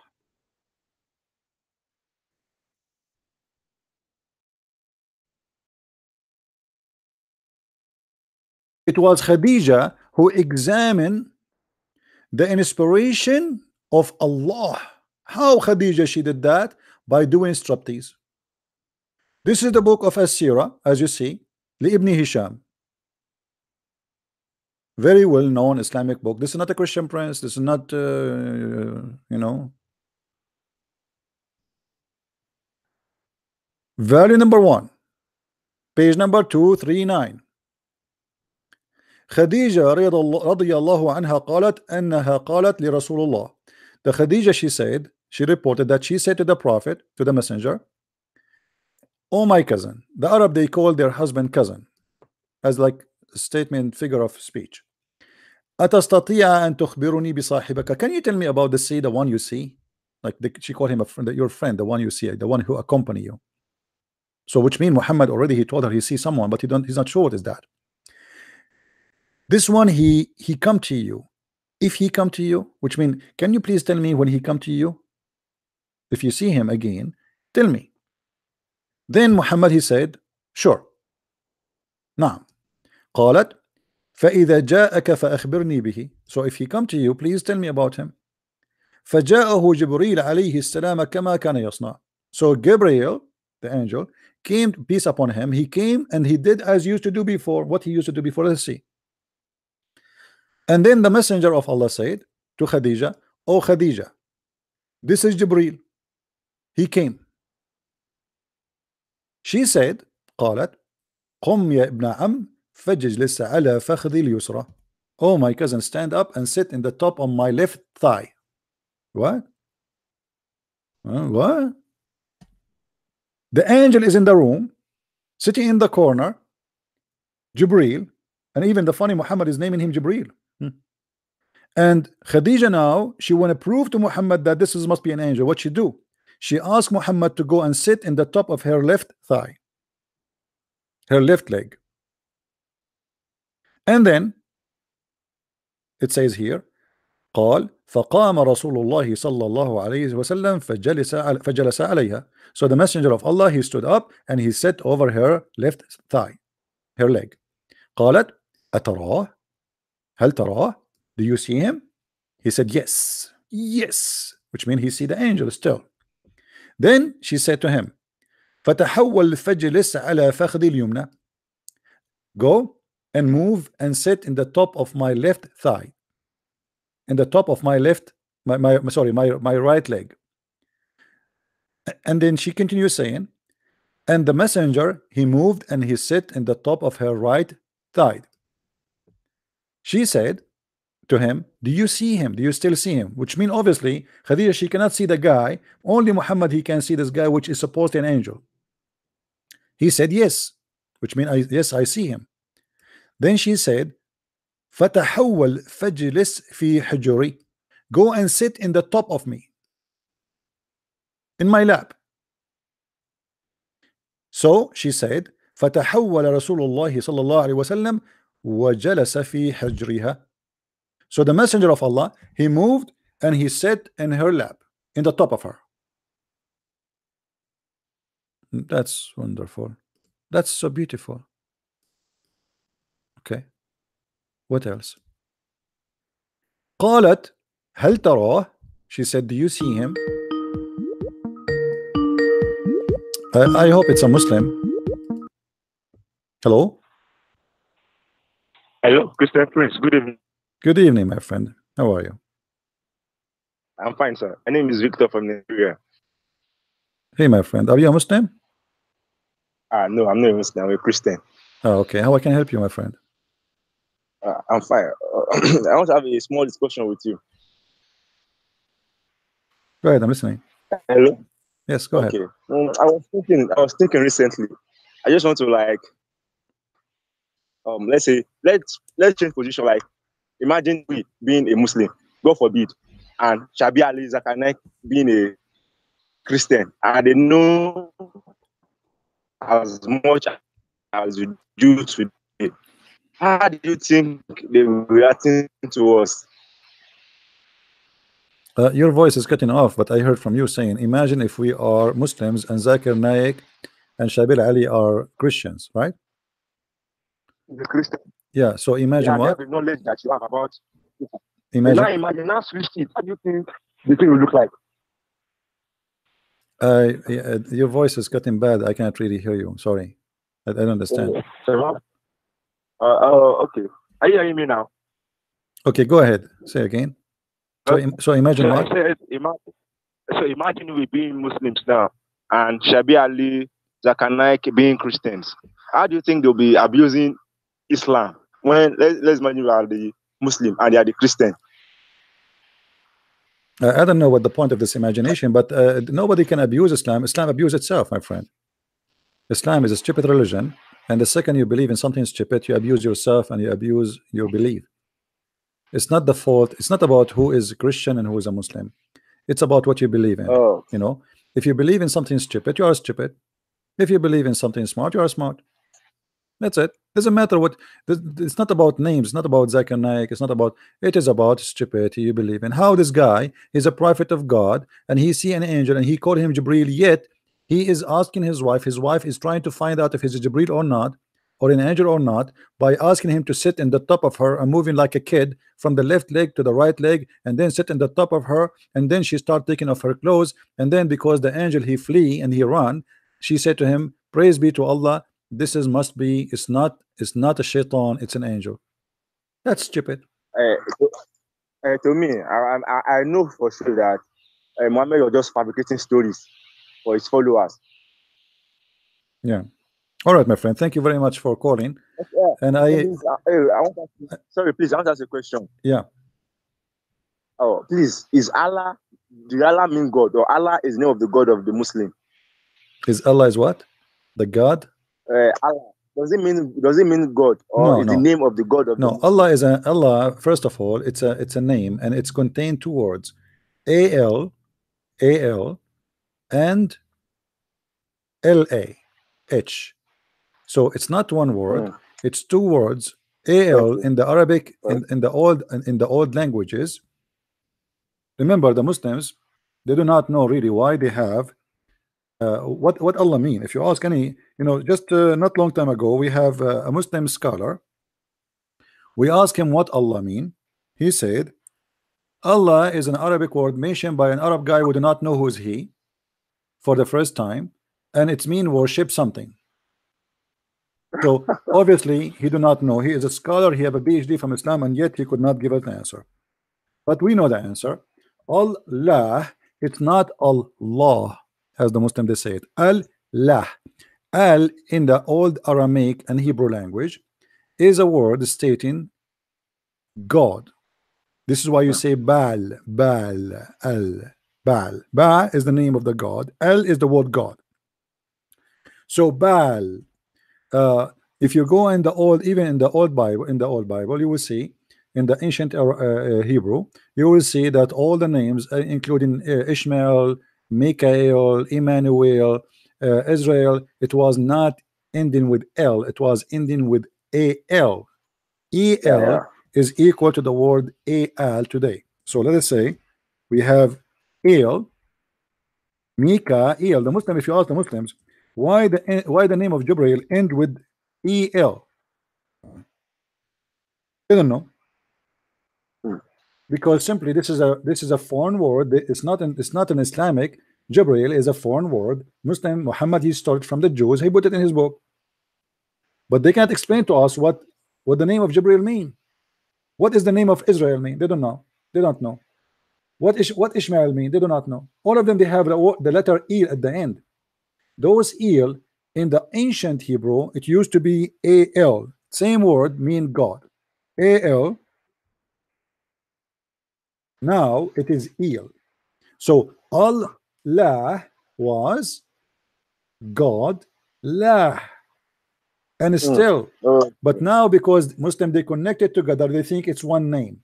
This is why if you go to chapter 1, verse number 2 in the Quran, it says, Alhamdu lillah Rabbil Alameen. Alhamdu lillah. It doesn't say Alhamdu to Allah, it says Alhamdu lillah. So suddenly the two letters in the beginning, they disappear. They are not there no more. They are gone. So what happened if we have a name? I hear myself, my friend. You have an echo. Let me hang up on you, please. In chapter 1, verse number 2 in the Quran, the AL disappear from the name of the God of Islam. Why? Because it's a word mean God, and it does not fit with the sentence. So what the sentence says, Alhamdu to lah, li lah. Let me type it for you.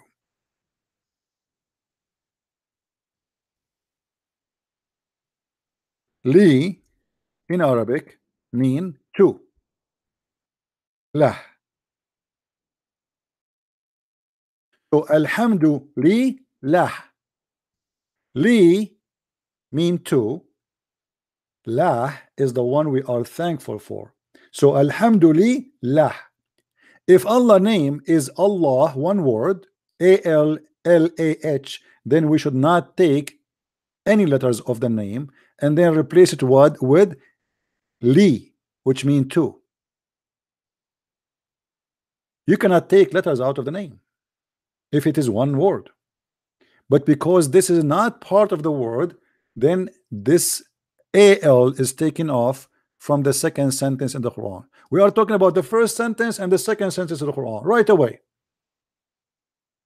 The chapter of Al-Fatiha, the first chapter says Alhamdulillah, sorry, Bismillah ar-Rahman ar-Rahim. The verse after that it says Alhamdulillah.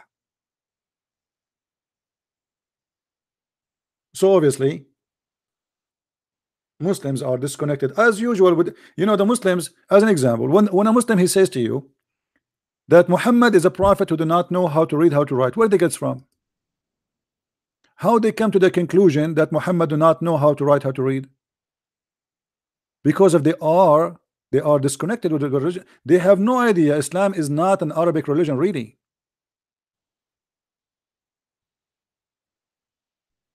They say to you that the Quran said that Muhammad was ummi. He was what? Ummi. But ummi does not mean a person do not know how to write, how to read. Ummi means Gentile.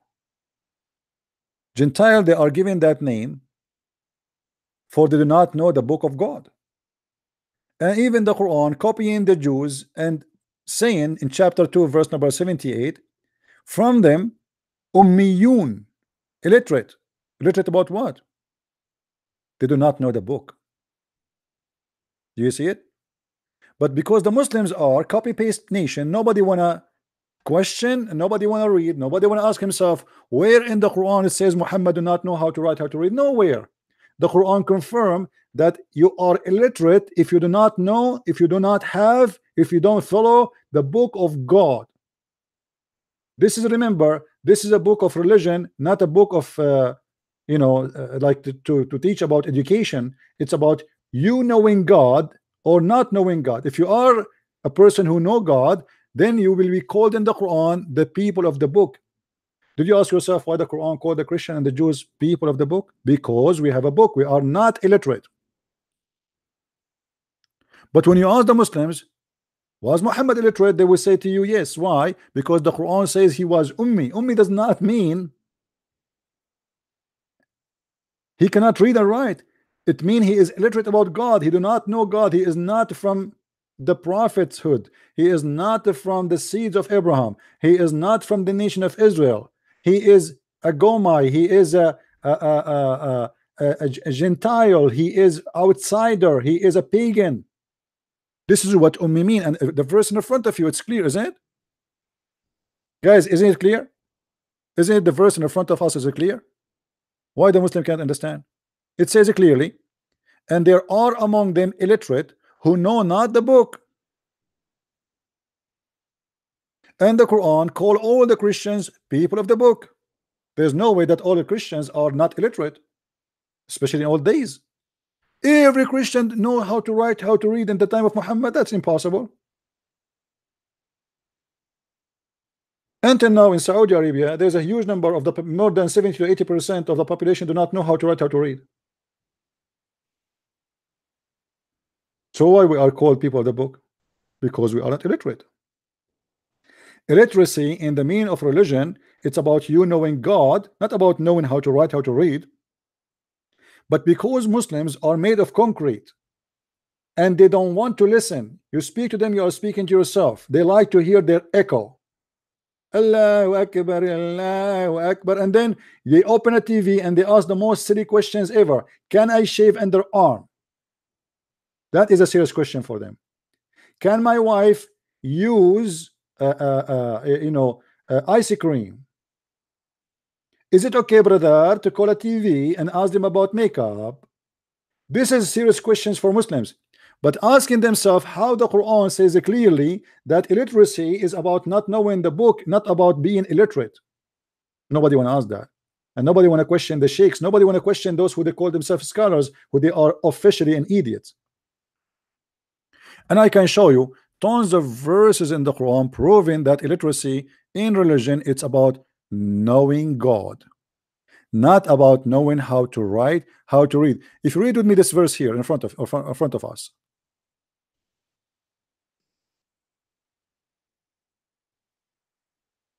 Look like we have connection problem maybe.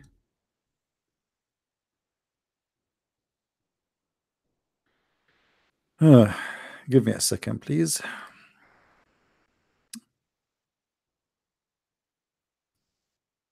Okay, I think now it's coming. If you go to chapter 3, verse number 20, you will see the following. And you can read any stupid translation, because all Muslim translation is fabricated and false. I don't approve it, but we use it just to get Islam busted. You will see the Quran again confirm that illiteracy is about knowing the book of God, have nothing to do with being able to read and write. So if the dispute with thee say, I have surrendered my soul, not submitted my whole self to Allah, so have those who follow me and say to the people of the book, look, people of the book, and those who they are unlearned. Do you see it? This is the word ummi, again translated as unlearned or illiterate. People who have the book and those who they are unlearned. So the Quran divide people into two kind of people. There are people who they have a book, and those are the Christians, the Jews, and those who they are Gentiles. Muhammad is copying the Jews, as simple as that.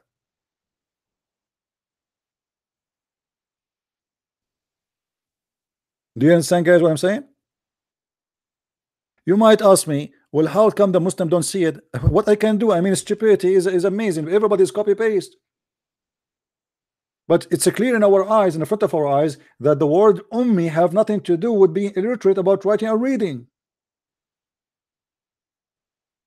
And we remember when Muhammad was in the death of the element of death, he asked the companions to bring him a paper so he write for them something they will never go astray after that. How he is asking them to write for them if he cannot read and write?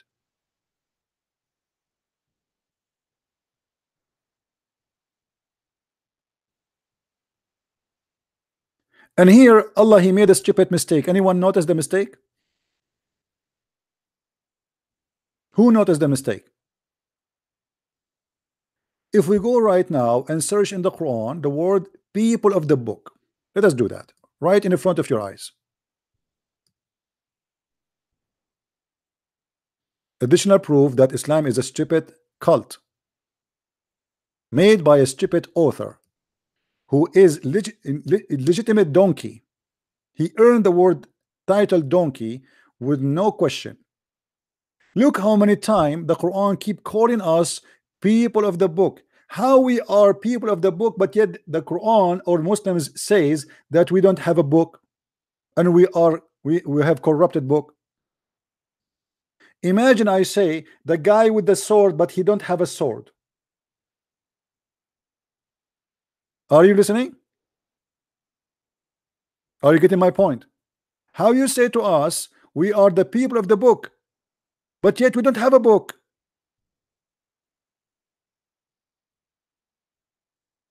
Who is the stupid here? Imagine I say, speaking to brother Sam Shamoun, I'm not making fun of him, but I say the guy with the hair, but he have no hair. The guy is bald. You ask me where we can find Sam Shamoun. I say go for you. Go and look in YouTube and search for a guy who have a lot of hair. We call him the guy with a lot of hair, but he don't have a hair. So how you call us the people of the book when we don't have a book?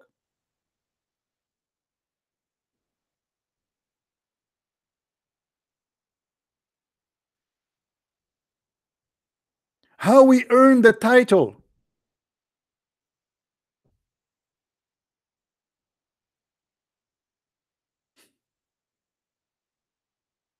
The problem is, my friend, many people, they read the same sentence I'm reading, but people don't want to use their brain.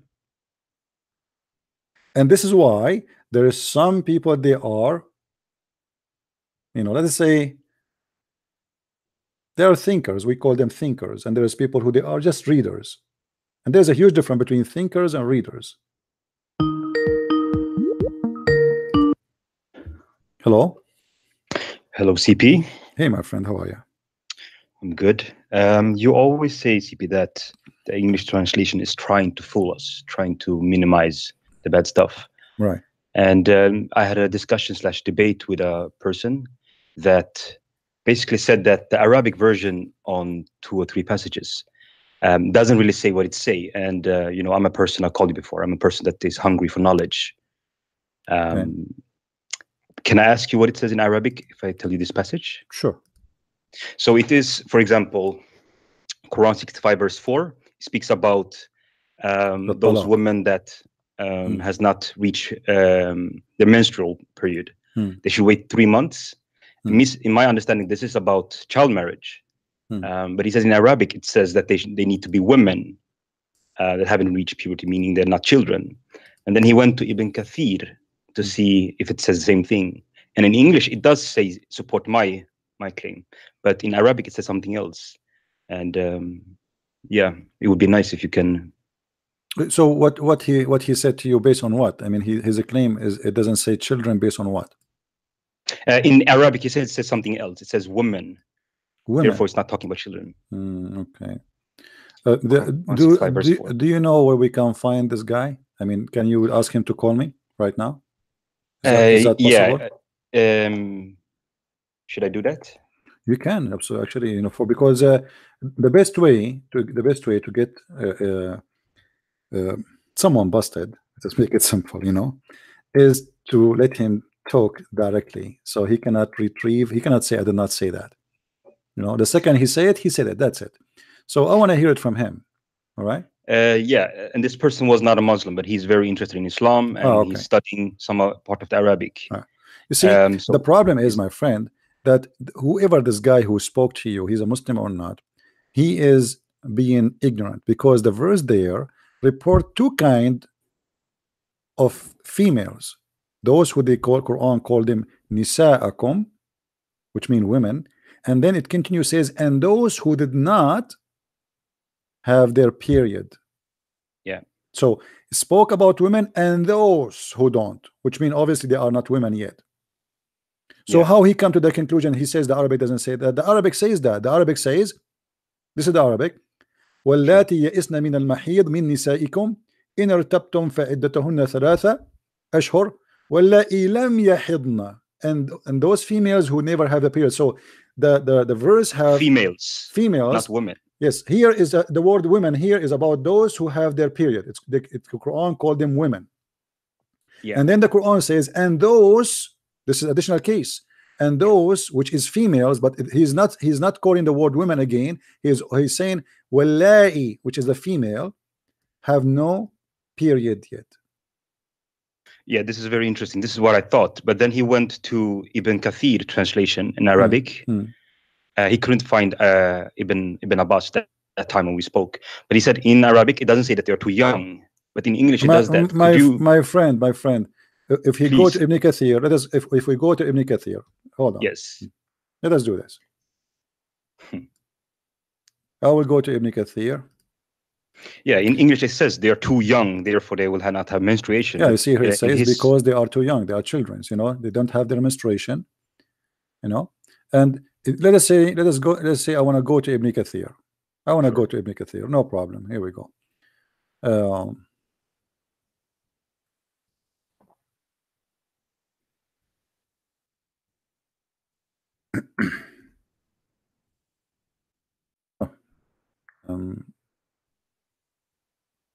All right, this is the official Islamic website, and this is Tafsir al-Tabari. I will switch to Ibn Kathir. Let us find Ibn Kathir. Thank you.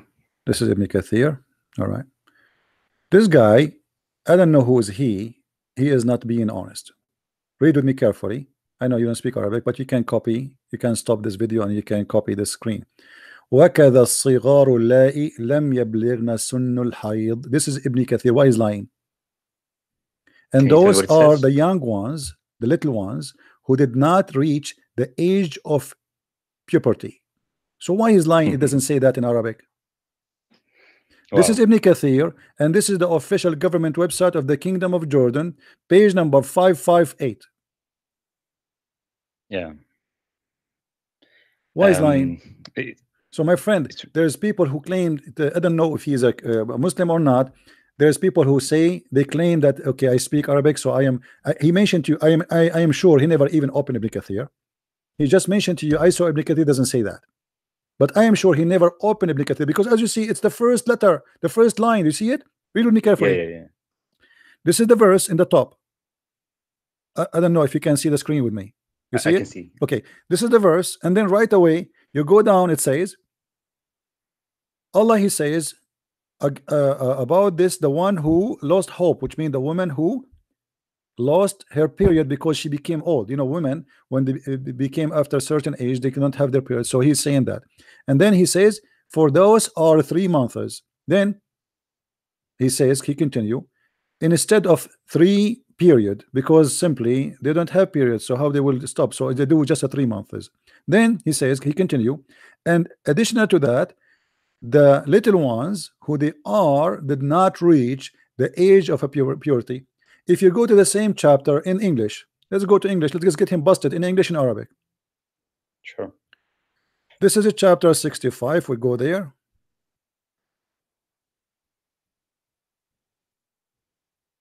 Verse number 4.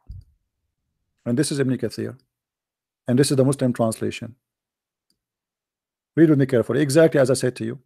And Allah exalted clarifies the waiting period for women in menopause, that the one whose menstruation has stopped due to her older age.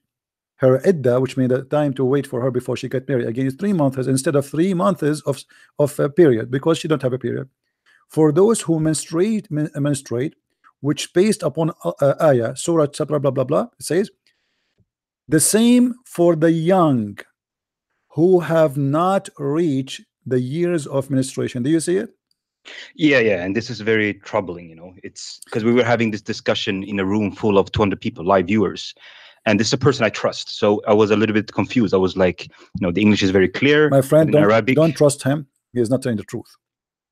Because if he is trustworthy, why he's saying it doesn't say that in Ibn Kathir when it says that in Arabic and English, and both is Islamic website. Yeah, it's definitely troubling. And I have all the books of Ibn Kathir, the interpretation. I have it here in my own library. CP, Ibn Abbas, does it say the same thing? Can you please check? Yes, this is very valuable for me. It's the same thing. Yeah, it's the same. Not only Can Ibn you check Abbas, it? Because, you know, all the scholars, they say the same. Here we go. It's in front of you. Do you see it? It's loading. Let me see. Is it Ibn Abbas? Yeah, it's Ibn Abbas. This is Tafsir al-Muqbas Ibn Abbas. It says. Yeah, in English it says the same thing. In Arabic, can you check? It says the same. You know, I don't want to waste time. It's the same. I mean, it's if it says that in al-Qurtubi, al-Tabari, al-Jalalain, it says that in Ibn Kathir, all the scholars explain it the same way. This guy is not a valid person. We don't want to go into check every. You know, we can go right now and check every Islamic scholar. You will see it says the same. So what the point? Yeah, he just used this argument that Ibn Abbas. As long as he mentioned to you that Ibn Kathir did not say that, he did lie to you. Obviously, he did not even read Ibn Kathir, because Ibn Kathir, I just showed it to you in front of you on the screen. It says that exactly. So why is lying?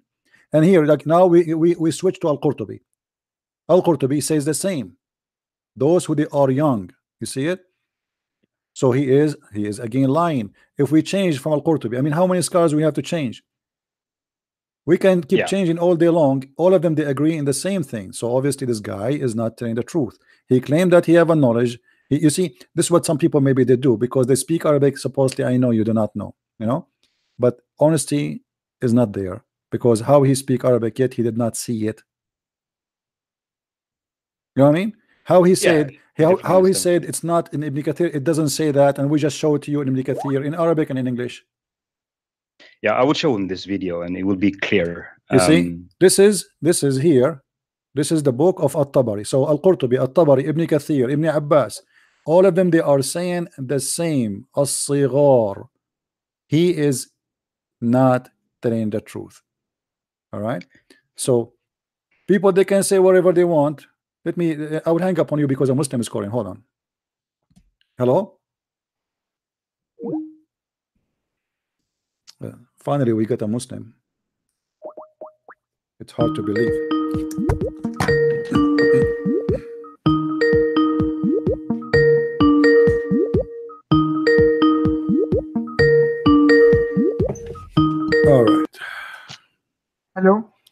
Hello. Hello. Yes. How are you, my friend? You are trying to call me, right? Yes. Assalamu alaikum. Wa alaikum assalam. What do you want to say to us, Mr. Muhammad? Why are you trying to defame Islam? I'm not trying. Why This. Islam defend itself. You know, you see, Islam is saying bad things about Islam. What I can do? Why does it matter to you? We beat our wife. Why do you care about that? You go and protect your women. Why do you teach us? Because Quran. What we should not do. Okay, I'll tell you why we care. First of all, we care for your wife not to get beaten by you. Secondly, we care. We don't beat them. We don't beat them. So you don't follow the Prophet? My Prophet does not used to beat wives. What if I show you Muhammad? He did beat Aisha. Muhammad sallallahu alaihi wasallam never beat Aisha. This is who told you that he beat Aisha? If I show it to you right away and right now, what you will do? You cannot. You will make fake hadiths. You cannot show it. I will put the hadith inside your book. You think I can do that? You think I can do that? You think now, right now, I can take I can fabricate a hadith and put it inside your book? Do you really believe in that? No, I don't. Okay, so why you are saying to me that you are going to fabricate hadith? Where he says that, where our Prophet beat Hazrat Aisha. All right. See, we don't care what you believe. Why do you want us to lose our faith? That is what my friend, I will show you. Secondly, your Prophet, he called us all kind of names. He said we are liars, we are the worst of the creatures, we are corrupting the book, we are we are going to go to hell, we are pigs, we are monkeys. So why you are saying we have no right to answer him? Who gave him the right to call us all those kind of names, but yet we don't have the right to even defend ourselves according to you? Is that fair? Yes, because Allah is saying so. Okay, Allah said that to me. So here we go. Allah told me to go and expose Muhammad. So you are being hypocrite now. You are saying to me that he can do that, we cannot do that. No, we can. And here we go. This is the hadith in front of you. This is the hadith. My friend. This is the hadith. This is the hadith. Hold on. This is the hadith. This is the hadith in front of you. Your Prophet, he did beat Aisha. What you can do about it? Where is it? Here we go. This is the hadith. This is Sahih hadith. Sunan an-Nisa'i. Hadith number 3963. Your Prophet, he did beat Aisha. And are you saying to me, your Prophet, he taught you in the Quran to beat women, but he don't want to do it because he knew it's bad? So are you saying to me that Muhammad is a good guy, but yet his God, he said to him, beat women? Saying to me, the Prophet, he taught you in the Quran to beat women, but he don't want mute, my friend. Mute the sound in YouTube, so we don't have an echo. I am not a scholar. If you want to debate, why don't you go and debate to Dr. Zakir Naik? Why do you keep making videos like this? Brother, why you don't call Zakir Naik and ask him to call me right now? Who said I don't want to debate him? I offer him to debate. He said to me, bring 2,000 people to debate him. So you cannot arrange 2,000 people? No, I cannot. I cannot pay for their ticket to go all the way to Bangladesh, my friend. Can you? First of all, you hide your identity. And why I need to fly all the way there to debate him? Why he don't debate me right now as you calling me? It costs nothing. It's a Skype. It's free. It's just an excuse. You Muslims, you make an excuse. What's your name? Why you hide your ID? You just ask me that, right? Your Prophet, he ran away. Your Prophet, he ran away to the king of Ethiopia. He hid his ID. He sat inside a tent. He don't want to tell even what his real name. Was your Prophet a coward? Your Prophet, he run all the way and he take asylum with the Jews, asylum with the Christians. I don't know what you are saying, what you are doing, but my friend, you are running away from answering. So why your Prophet? Why your Prophet? He says stupid things. This is the question. Don't waste my time. What kind of a prophet he teaches stupid things? If you call me to prove to me Islam is from God, the true God, go ahead. Tell me. I'm listening. Here we go. Guys. But our Prophet, beloved Prophet, never beat Hazrat Aisha. Never what? He never beat Hazrat Aisha. That is false accusations which you are making. My friend, it's not me who is saying that. It says, here we go. قالت نعم قالت فلهدني لهدة في صدري أوجعتني. So he hit me very hard hit in my chest. It hurt me. So what we will do now? The explanation about this is given by Dr. Zakir Naik. It is there on YouTube. The brother Zakir Naik, they ask him why God, he did not offer versions for male version for the female. He offered them only for the female. He said, brother Tatar, that the word hur in the Quran, brother, it does not mean it's a plural name. It does not mean male or female. That's stupid. The Quran confirmed that they are male. So your Zakir Naik is not a scholar. He's an idiot. How he say that the word hur is a male and female? But he has converted so many Christians to Islam. He convert nobody. You know, my friend, all of this is a theater. Those people already are Muslims and they bring them to him to make a show, to get donation. He converted no one and he cannot debate no one. He is a potato. If he is a man, why you don't call him right now and says, hey Zakir Naik, there's a guy, his name is a Christian Prince. He claimed that you are a potato and you don't dare to debate him. And look who called me. The one who called me is someone who cannot explain anything in Islam. What is the scholars? Why you don't call the scholars right now and say, why you don't call this guy alive right now and get him busted? What about you call? Will you debate him if I bring a scholar? My friend, why you don't do why you don't do your part and do me a favor and do yourself a favor and let everybody watch? Call a scholar you trust. Tell him, can you please call this guy and show him that he is wrong? When you will be online next? I am always online.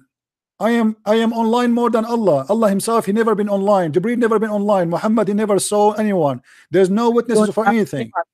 My friend, can you tell me? You so much money. You are not working. You are a Muslim. My friend, don't talk about money. Don't talk about money. Your prophet, he said that don't speak to me unless you pay me first. Is that correct? What? You're a prophet in the Quran. He made verses for him saying, don't ever speak to me in a private unless you pay me first. I don't charge people to talk to me. Did you pay me to call me? No. Okay, so why you are accusing me I'm making money? It's your prophet who make money. Listen. Here we go. This is the Quran. This is the Quran. What kind of a prophet? You are the one who spoke about money. What kind of a prophet? He says, I'm not going to talk to you unless you pay me first. Chapter 58. Abdul, chapter 58, verse number 12. What kind of a prophet says, if you want to speak to me in a private consultation, you have to pay me first? It is all about Iman. What Iman? About Iman? Iman means Iman. The word Iman means faith. Why I need to pay Muhammad in order to consult with him? Explain to me. No, it is to test the faith. Whether a Muslim after reading this kind of my friend, what faith have to do with money? What faith have to do with money? Why I need to pay the prophet? Why I need to pay the prophet for speaking to him? What faith had to do with money? Explain to me. Oh, who you believe when you consult the messenger in private? Send something in a charity before your private consultation. Did you send me anything to private consultation with me? No. Did I charge you? No. So you're a prophet. You're a prophet is making money from he's making a business. Even Muhammad, he made a verses saying the fifth from every attack to my pocket. Muhammad, he made verses saying any Muslim woman. How you explain to me this? Listen, the prophet said any Muslim woman, she can give herself to the prophet so he can if her. Is that a prophet of God talking, or this is God talking? See, it is Quran is just a test for humanity. It is if you keep faith. Absolutely, I agree with you. It's a test. It's a test from the devil. It says test from the devil. If you fail into it, you are going to go to hell. But you cannot answer what kind of a God. He said to Muhammad, any woman she want to give her vagina to you so you can if her. This is God talking? No, he does not say like that. It says like that. He will go in the front of me. It's in the front of my eyes, my friend. What are you talking about? It's in the front of my. يا أيها النبي إنا أحللنا لك أزواجك التي أتيت أجورهن وما ملكت أيمانك وامرأة مؤمنة وهبت نفسها للنبي. And any believing woman, she gave herself to the prophet to if her. Chapter 33, verse number 50. So if anybody wants to go, then he's not bringing her by force. My It is friend, their choice. no, he did It is bring them by force. No, he did. Those are believers, and Muhammad, he made them believe that it's a holy duty to take off your panty and sleep with the Prophet. He made them, he forced them, because Allah is talking. If Allah is talking, if Allah is talking and saying to you, any believing woman, she can give her vagina to the Prophet. And why Allah is saying that? Muhammad, he have already many wives. Why he need more women to sleep with them and to have sex with them? No, see, listen, he does not. You let me answer first, then you start speaking. Go ahead. He does not need many wives. All his wives are widows. See, except for Hazrat Aisha. Did you notice that? Yeah, I He has noticed that. He has Yeah. always married divorced women. So it is to give refuge to those women. And this verse is saying that my friend, who just to show you how from ignorant, Muhammad and just to want show you how him- ignorant you are. Those women, they have a tribe, they have family, and even they are daughters of important men. When Muhammad, he married from the daughters of his companions, those are not orphan, and they do not need bread and food. They are rich people. When Muhammad, he married from Safiya, he kidnapped her from her husband. He killed the man. He killed the husband. She was a bride. She just got married. So don't lie to us and say he was doing charity. You can do charity to a woman without sleeping with her. If a woman, she need help, you help her. You don't go and have sex with her. You're a prophet doing charity to no one. Name for me one woman Muhammad was doing a charity when he married her. Go ahead. I am telling you. Name for me one woman. You see, when you say something, you have to prove it. Name for me one woman Muhammad, he slept with her because she was doing a charity. Go ahead. Listen. If listen, Abdul, you don't tell a them. Christian prince, listen, you tell me, you give me the answer. You said he was doing it as a charity. I am asking you, please, can you name for me the women who he married as a charity, please? He married Safiya. Safiya is not a charity. He killed her husband. It is because the Jews wanted to fight with him. They never fought him. You are a liar. And even if the Jews, even if the Jews, you just said it's a charity. He enslaved her and he had sex with her and he raped her after 2 hours from killing her family. So what is the charity? Listen. So do you consider? Are you saying if I go and kill you and then I rape your wife, this is a charity? No. So why you say this is charity? You mentioned Safiya. Safiya is a Jewish woman. She is not a Muslim. She did not come willingly. She did not accept Muhammad to marry her. He did not ask for her hand. And she said, okay, I marry him. She was already married. The Prophet, he killed her husband. He killed her father. He killed her brother. He killed her tribe. And then he raped her. Where is the charity? Where is that he killed her? Where is the charity? Where is that he killed her? He killed him. Okay, if I show you the hadith, are you going to say this is fabricated? No, I'm not going to say that it is fabricated. Okay. Okay, if I show it to you, are you willing to say Muhammad is evil man? Muhammad is an evil man. No, why shall I say that? What do you mean? So you have no problem if I kill a husband and the family of a woman and rape her? Maybe we are not able to understand it. Maybe some things may be different. Context might be different. You see? What do you mean? I don't understand. What do you mean? You are the one who said to me that he did marry Safiya as a charity. Context might be different. Right? So this is what. Yeah. So if I kill a woman, sorry, if I kill a man, and I kill all the family of this woman, her husband, her father, her brother, her etc. And then I take this woman and I force her to sleep with me. Is that a charity? Yes or no? No, if she comes by her choice, then it is not bad. If you are forcing, then it is bad. She came by her choice. What? Say again. What? She came. See, if you suppose you are fighting with an enemy, you kill the enemy, and if the daughter of the enemy wants to marry you, then it is okay. So okay, you know what? I wanna ask you. I wanna ask you a question. Did Muhammad did he have sex with Safiya because she liked him to have sex with her? Yes. Where it says that? Because Prophet Muhammad was very attractive. He was like very handsome, like Zakir Naik. Don't compare with Zakir Naik. Why? Zakir Naik Is Zakir Naik ugly? What do you mean? He's a human. He's a human. But you are saying, so you are saying a woman like just killed her husband, huh? She is going to like to sleep with me. You are saying that. Prophet Muhammad sallallahu alaihi wasallam is the chosen messenger of Allah. So if he's a chosen messenger, he killed the husband and he raped the women? See, they were already non-Muslims. Even if she kill or not kill, they will go to hell. So what is the difference? Even if they are killed? They will go to hell. So let us have sex with them, right? I mean, you are doing charity here. When the prophet, he put his penis inside her vagina, that is a holiness. Don't say like that. Talk properly. Why I don't say like that? Why? It says that in the front of me. I'm explaining you. My friend, your prophet. Okay, let me ask you. If I say the word penis, is that bad? Suppose if I say the word penis, listen. If I say the word penis, is that bad? No, but don't say it with respect to Prophet Muhammad. Well, how Muhammad then he used the word penis then? Why the Quran? Why the Quran use the word vagina? If it's bad. Wait, it does not use it. Okay, let me ask you what the word farjaha mean. I don't know.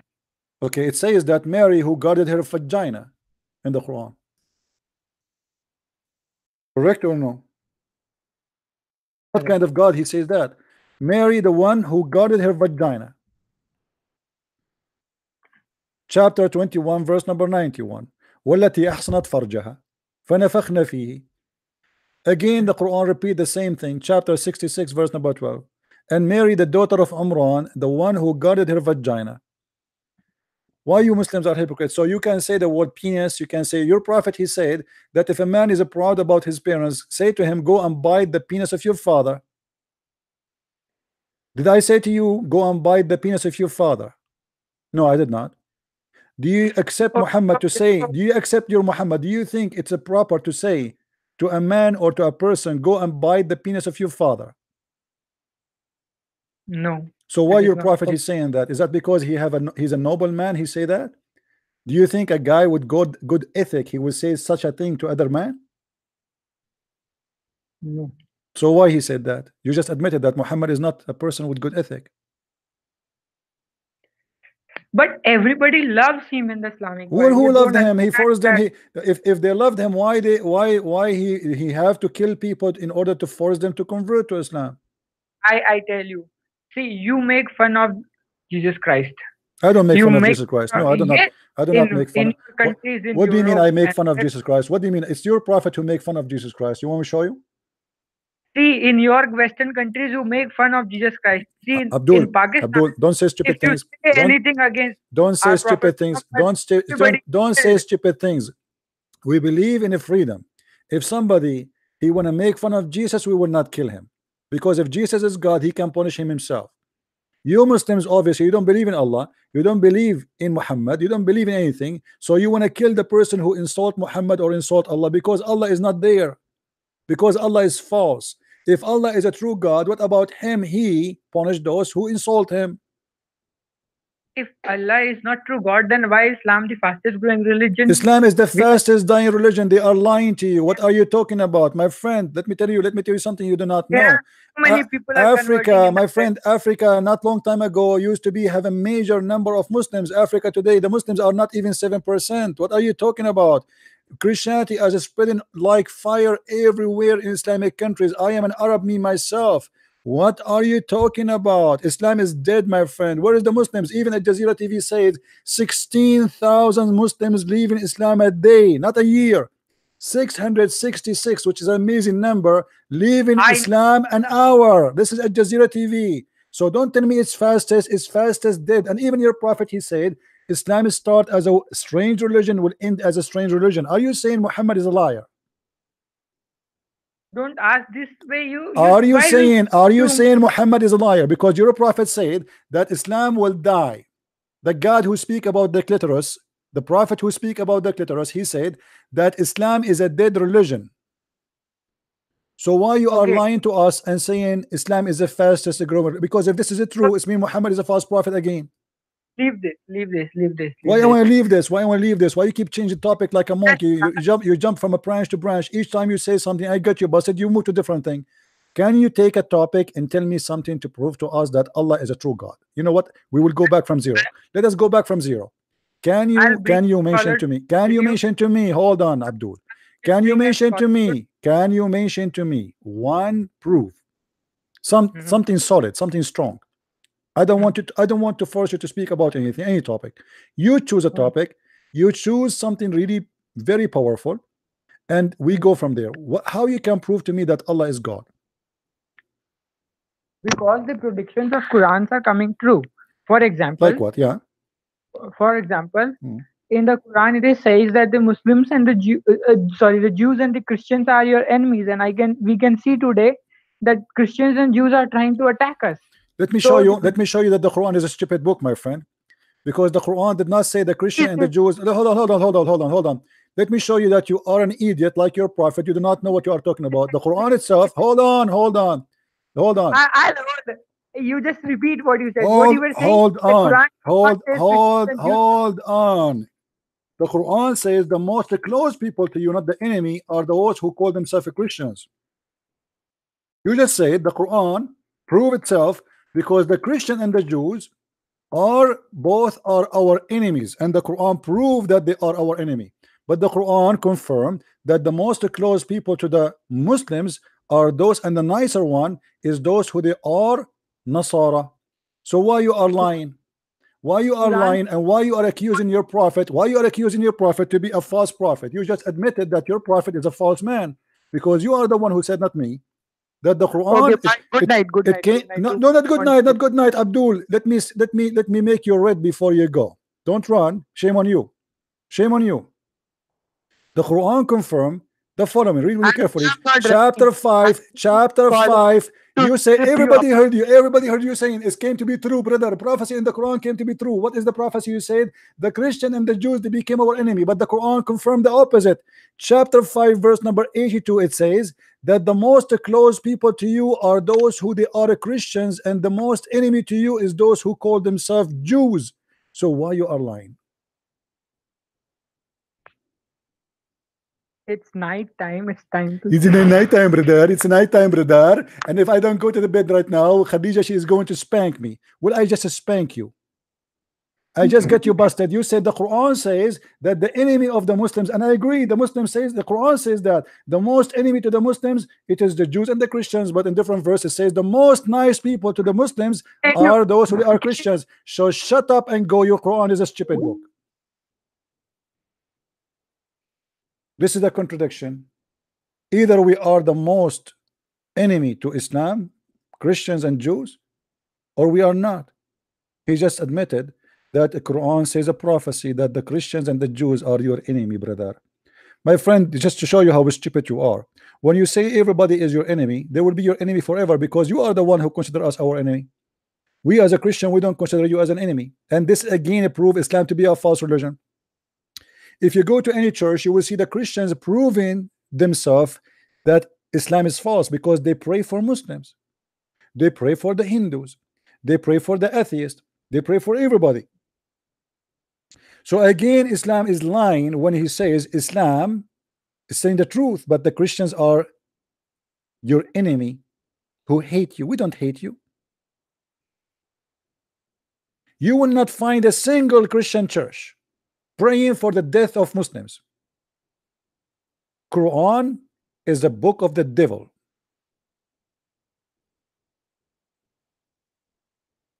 Don't upload the debate of this video. Abdul, you call me and you have no right to say so. This is why you called me. This is live broadcast and you know that. So why you call me if you don't want this to be live? You're a potato. You're ashamed of yourself. Call Zakir Naik. Call your scholars and let them call me. Quran is the most stupid, ignorant book. And when I say I challenge any Muslim to open any topic he wish, and you will be sorry, I mean it.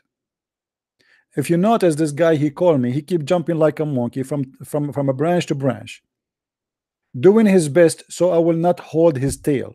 But you cannot do that with a Christian prince. You can do that with somebody who's an American. You can tell him, when you're attacking Islam, brother, when you're attacking Islam. Yeah, right. And when we say to him, why your prophet, he call us infidels, call us pigs, call us the worst creatures, call us the enemy. You just said we are the enemy. The Quran says that. So why he have the right to call us? He said because he's a prophet. He can't do that.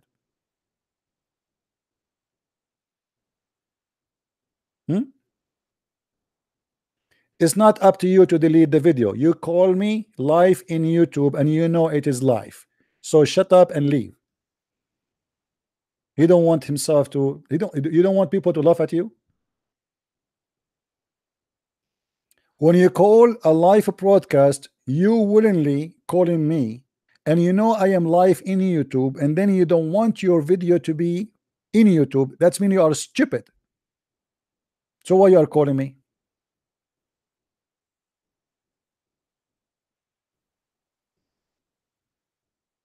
You are watching me in YouTube. I heard myself in YouTube. When you are speaking to me, the echo was coming back, and then you don't want me to pause the video. It's already there. We are live, and you know we are live. This is why you called me. You are watching me in YouTube.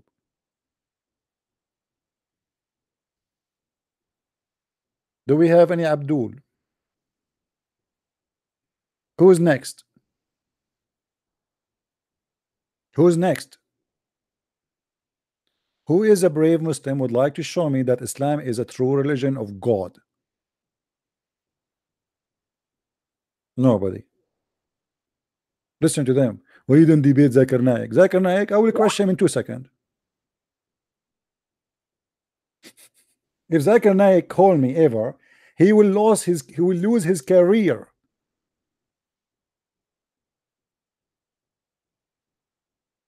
This is the major reason why those who call themselves they are knowledgeable in Islam, but the fact they are not, they don't dare to call me because they will lose their career. The last Imam who debated me, Dr. Rohi, the Muslims go and see the text. They are saying that he is not an Imam. He lost his career. Is that correct, guys? Did you see the text? They are saying this guy, in no way he have a PhD. Did you see the text? Did you see the text saying this guy, there's no way he graduated from Al-Azhar University? He lost his career. You debate me, you lose your career. Suddenly now this guy, he have no PhD, he is not an Imam, he is not from Al-Azhar University, and he's not even a Muslim. He lost his career. That's it. Why? What is the crime he did? He debated me. He got busted. And each time we debate this guy, when we put him hard in the corner, he say, well, okay, Christian Prince, it's very nice talking to you. It's time for me to go. Go and watch the videos. Each time we go to the point where he is like, the mayonnaise is coming out. Okay, Christian Prince, I have to go now. Thank you for having me. Assalamu alaikum. Assalamu alaikum. Even assalamu alaikum is not Islamic. It's a theft. This is a 100% fabricated religion. Assalamu alaikum is something Muhammad he stole from the Jews.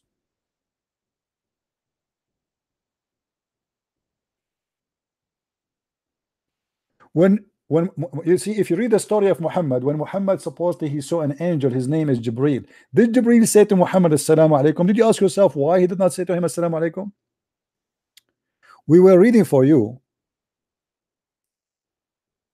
where Khadija was asking Muhammad to sit in her lap.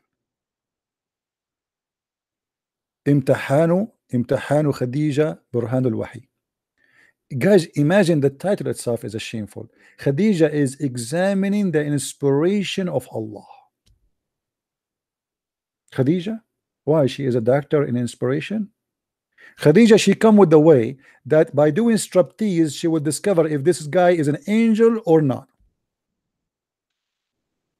If you ask the Muslims why Khadija, she asked Muhammad to sit in the top of her right leg and left leg and then sit in the top of her and then she start taking off her clothes, they will say, well brother, if it is a shaitan he would like to watch sex porn, but because it's an angel he gets shy.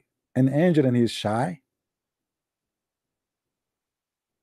So Allah will invite you to heaven and you will have 80,000 virgins and you will have sex with endless penis, and yet this is heaven and Allah is not shy, and angels are not shy there. You will be all day long. You will have your orgasm will be 70 years long. So if I go to visit Zakir Naik, I knock at his door. Zakir Naik in the back of the door, he will he's having orgasm. I come after 2 years. I say, okay, Zakir Naik having sex with his wife. I will come after 2 years. After 2 years, Zakir Naik still doing the same.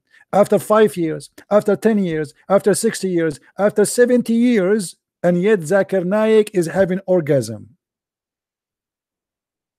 And yet you are telling me that Khadija, she discovered her own discovery channel, that if she do have sex with the husband and do striptease in the front of the angel, if he leave, that's mean he's an angel. If he stay, he's Satan. Who is the stupid here? And why you are insulting the prophet, brother? This Abdul, he called me to tell me why you are insulting Islam. Islam is an insult to humanity. To believe in such a cult, you have to be literally insulting yourself. To believe that God will give you endless penis, it is literally a proof that you are stupid. Your wife is next to you and your penis is in Chicago. And now your penis is standing in the airport getting visa, and they will stamp your penis with the visa, and your penis keep going. From Chicago he go to Illinois, and from Illinois go to California, and from California go to the Philippines, and from the Philippines go to Hong Kong, and from Hong Kong go to go back to the Mississippi maybe, and all of this to have endless penis. What you will do with it? What you will do with endless penis? Unless you are endless stupid.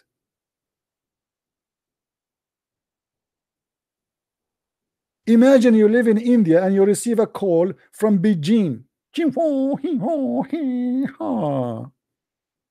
Hey brother, can you translate, brother? Brother, they are asking you to move your penis because you are blocking the train way.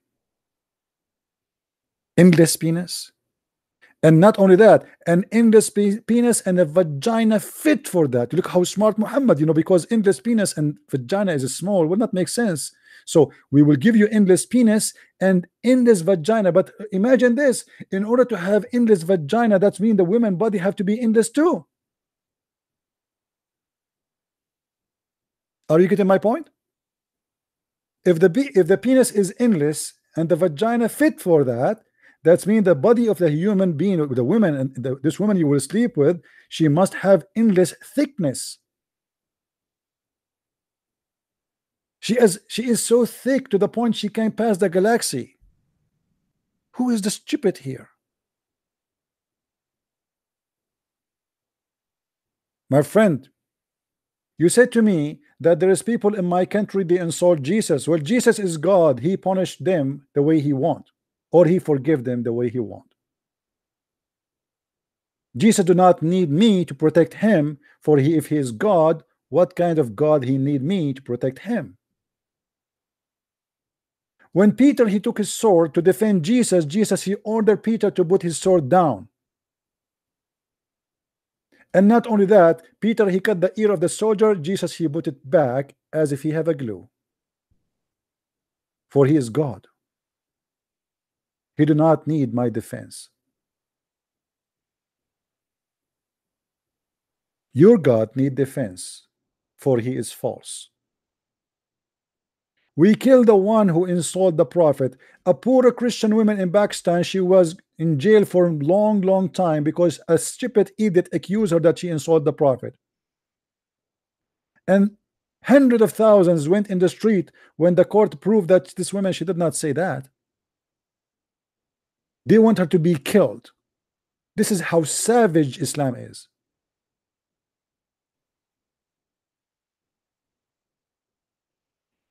She was in jail for 8 years because a filthy man accused her that she insulted the prophet, and obviously he was trying to sleep with her. She refused, so he wanted to seek revenge. Hundreds of thousands of filthy, savage people go in the street, kill her, kill her. This is what Islam made out of you. If you follow the true good God, even if she do, you should let her go. I'm not going to kill a woman because she insulted Jesus. If I do, I am nothing but a criminal. If God, he don't like what they did, he can punish them his way. Isn't he God? Or your God is just a cloud person who never appear, and he is not real. An imaginary that there's God. Muhammad, he never spoke to his God, he never heard his God, he never saw his God. Yet you're Muslim speaking about a God you worship. Where is your God? There's no proof of him. And not only that, your God, when he speak foolishness. When he talk stupidity. And he have no ethic. Have you ever heard of a God have no ethic? What kind of God he teach stupidity?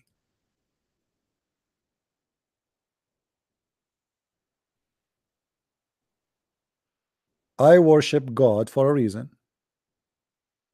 and I could not find better than the Messiah. There's no better name than his name. There's no better ethic than his ethic. There's no better wisdom than his wisdom. And each time I read the Quran, I find it the most stupid, ignorant book. The guy Abdul in text, he's saying to me, don't insult our prophet. My friend, your prophet is a shish kebab. He deserves insult, for he is a liar. I did not insult him. He insulted himself by lying, saying he's a prophet. A prophet of God, he should not be a child molester. A prophet of God should not be a rapist.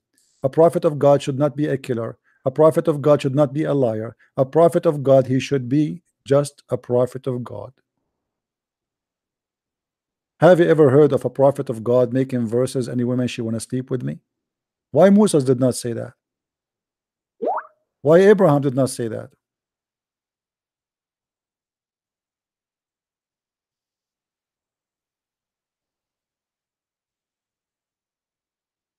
Isn't it obvious that this guy, he is just a scam? And the second you expose Islam, they say to you, you are making money. Do you see how much money I am making? I spent more than 10 days trying to fix my roof by myself.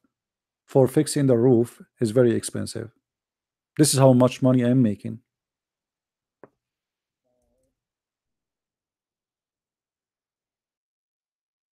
Very wealthy.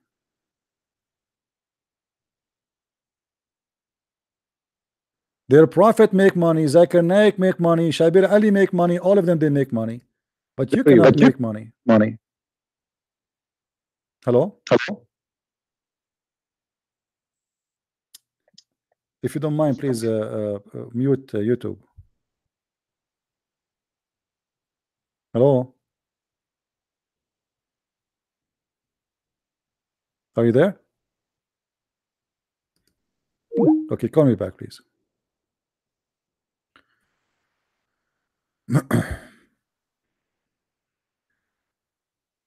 They try always to take the credit from you. Like, why you are doing this? Obviously, you are making money. But their prophet, he don't even speak to you unless you pay him first. He make that God told him that you should pay him before you speak to him. Muhammad, he ripped you off. He forced you to go and do Hajj around a pagan black stone just to make money.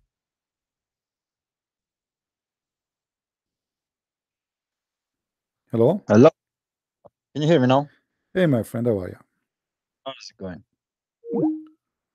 You apparently you got loads of money, yeah? Yeah, well, I'm thinking to buy a yacht. I don't know if you know anyone have one. This is why I phoned you, because you know, I am I do accounting for you, All my right. friend. I help you. Mm-hmm. I know one nice castle. All right. Is Buckingham Palace is called. Okay. I don't You- like it. I don't you like don't it. I want think- something bigger. This is the palace for the queen, right? I don't like it. She bought it from me actually before.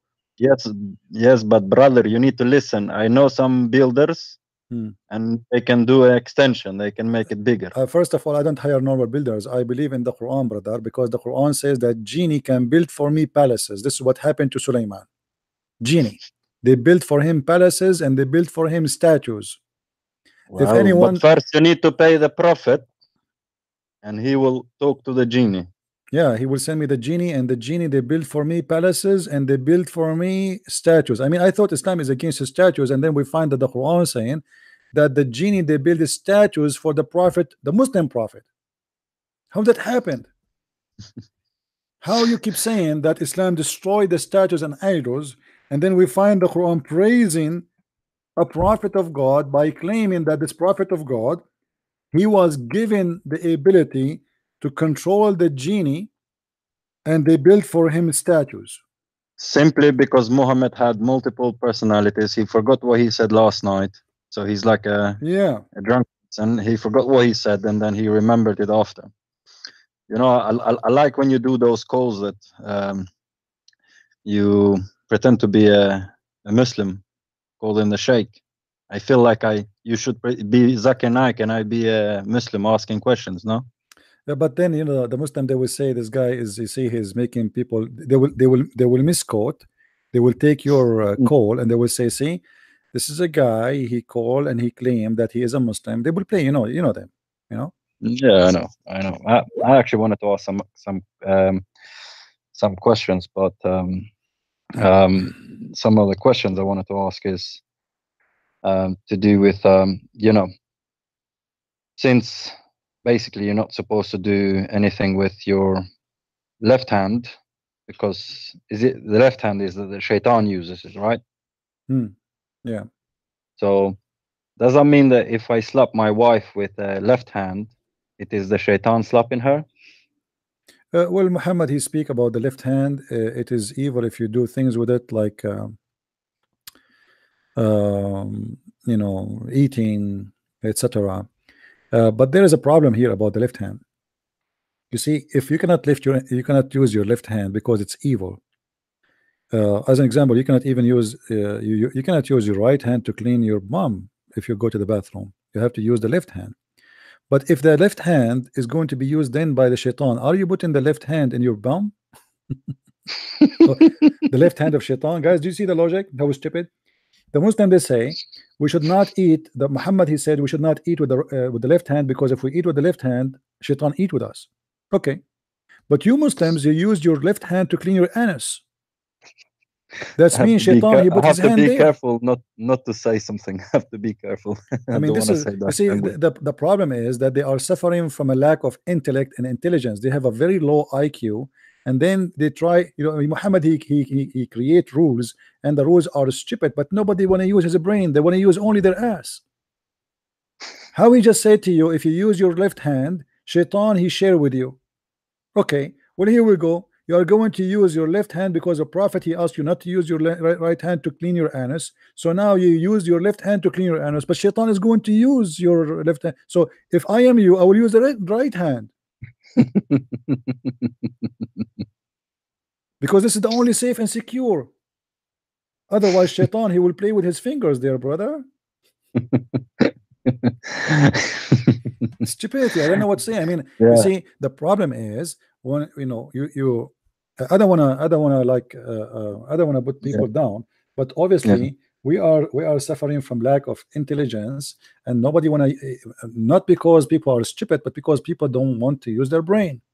This is true. You know, people are not asking the right questions. They're not really using their brain. For example, a few days ago, there was this girl, and she goes, "Oh, all religion teach love." Right. And I was like, where did you get that? You know, I said, name me one apart from Christianity which teaches love. You know, but obviously she couldn't come up with one. So it's just these things. People don't use their brain. They make these vague statements. You know, she heard it. She heard it from somebody before, and she repeat. That's what they do. Yeah, you know, so people use these statements, you know, like Big Bang Theory. It is a fact when the actual word means theory, you know. So these sort of things, you know, the evolution theory, they will say it's a fact, but hold on a minute, it says theory. Theory means it's an opinion, it's not a fact. So, but it's what happens is people do not investigate, do not dig deep, do not find the answers. They just can't be bothered, I think, or they don't use their brain. Yeah, I don't know. but you know, the majority of people, they you know, they don't, I mean, it's like it's taken effort to search something, so they are lazy. Like the Muslim, they say to you, as long as you mention the Big Bang, the Muslim, they say that the Quran teach about the Big Bang. Quran says that. And this is true, brother. This is true. I read it in Quran, and it's talking about Big Bang, and I think it's very scientific. And Muslims, they copy paste articles made by a Muslim, Abdul, about this, but nobody check it out, because that would be the most stupid story ever, to say that the Quran is speaking about the Big Bang, because the Big Bang, my friend, says that the whole earth, everything came to existence not by God, it became to exist by an accident or explosion. And where in the Quran it says that? They say to you, chapter 21, verse number 30, but the Quran doesn't say that. But even if it says that, I would accept that, because what about where supposedly Allah created the mountains and the trees and the earth and the this? So that's a contradiction. But if you go there, actually the verse says the opposite. It says that the earth and the sky used to be one piece connected, and we split them. But that is stupid, because the earth is not separated from the space. We are inside the space. And there is no such thing as sky. It's simply an empty space. And same time, the Big Bang does not believe there was a sky and there was an earth and then they are separated. The Big Bangs believe, or they teach, that there was an explosion, and then after that the galaxy, and then after many millions years the earth was created. It's not what the Quran is saying. The Quran is saying that the earth and the sky, they used to be one piece, stitches together, stitched, and then we separate them. We like, you know, like if you have somebody wearing a shirt and you push the shirt to two sides and you break all the bumps, this is what fataqa, you know, it's like open things violently. So you do that, separating what? Separating the sky and the earth, which means there was a sky and there was an earth. But this is not what the verse, read the verses after. The verse after says, and then after that we placed the mountains in the earth, we placed mountains, firm mountain. So the Quran teaches that after Allah, he separated the sky and the earth from each other, and then he placed the mountain in the top. Is that what science says? There's earth, there's sky, and they're separated. This is a stupid thing to say. The earth is not even a size of a dust inside the space. How we can separate them? How you can be separated, totally divided from something you are inside? It's like saying to me, a virus which is inside my body is separated. This is how the earth is, and the earth is very little tiny planet, even maybe smaller than a virus if we want to compare to the galaxies. How we are separated? Yes. We are inside. We're inside the space. Can I ask, when it says heavens, does it actually talk? What does it mean? What's the actual word? The word doesn't say heaven. In Arabic, it doesn't say heaven. It says a sama, which means sky. There's no the word heaven. So it is basically sky. It means that there is I'm sure there's a different word for heaven. That's Jannah, right? Jannah. Yeah, the heaven is Jannah. Yeah.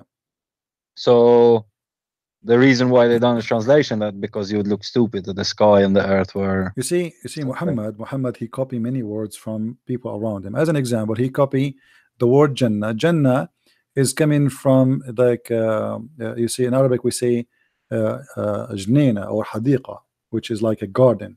All right. So the heaven in Islam is a garden, and this garden is going to be have the script. It's like earthly the garden, because there's rivers, there is food, there is sex, there is etc. And the same time, the name itself is not in Arabic. The same as the word Jahannam is not in Arabic, because if you ask a Muslim what is the word for hell in the Quran, he will say to you Jahannam. But Jahannam mentioned in the Bible that this is the valley where the fire never stopped, where the Jews and the Roman, they used to burn their garbage close to Jerusalem. the garbage place. How Jahannam became hell.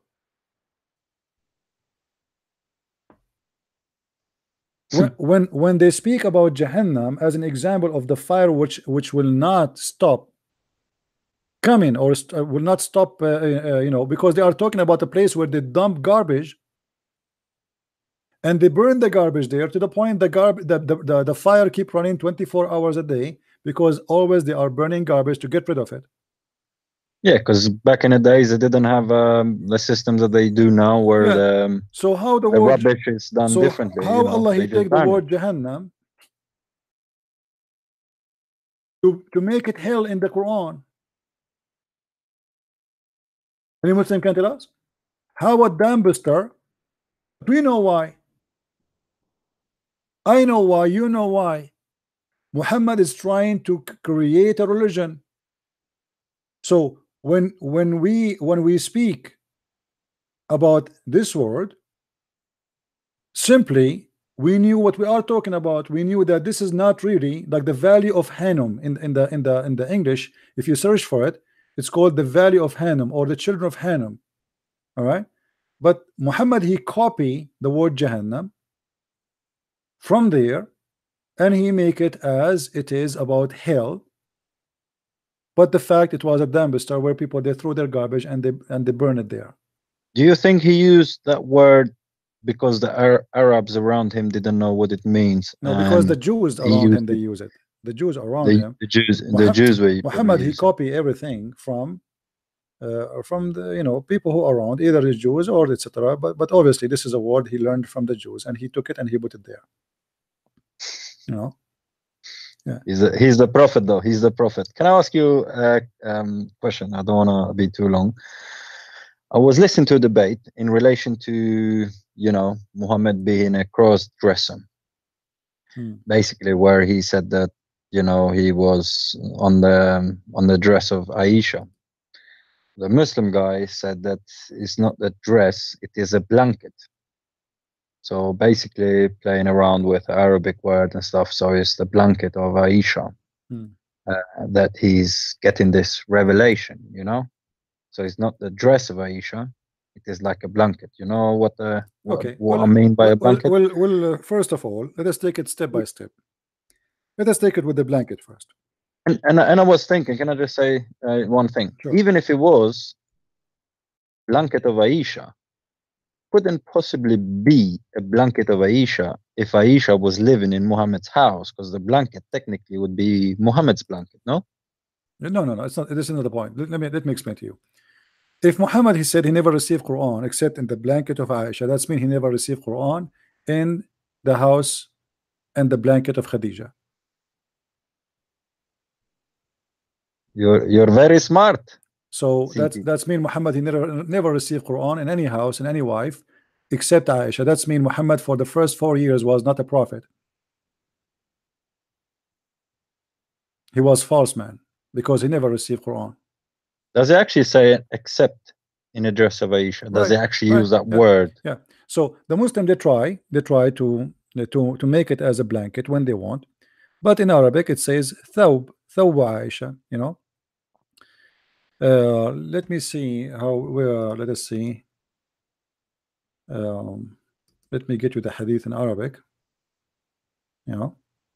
But in any way, it doesn't matter really what they take it. They take it as a blanket of Aisha. They take it as the clothes of Aisha. They take it as some of them. They say to you, what they meant here is the house of Aisha. But this is still will be a disaster, because if you never have any inspiration except in the house of Aisha, that means Muhammad is a liar.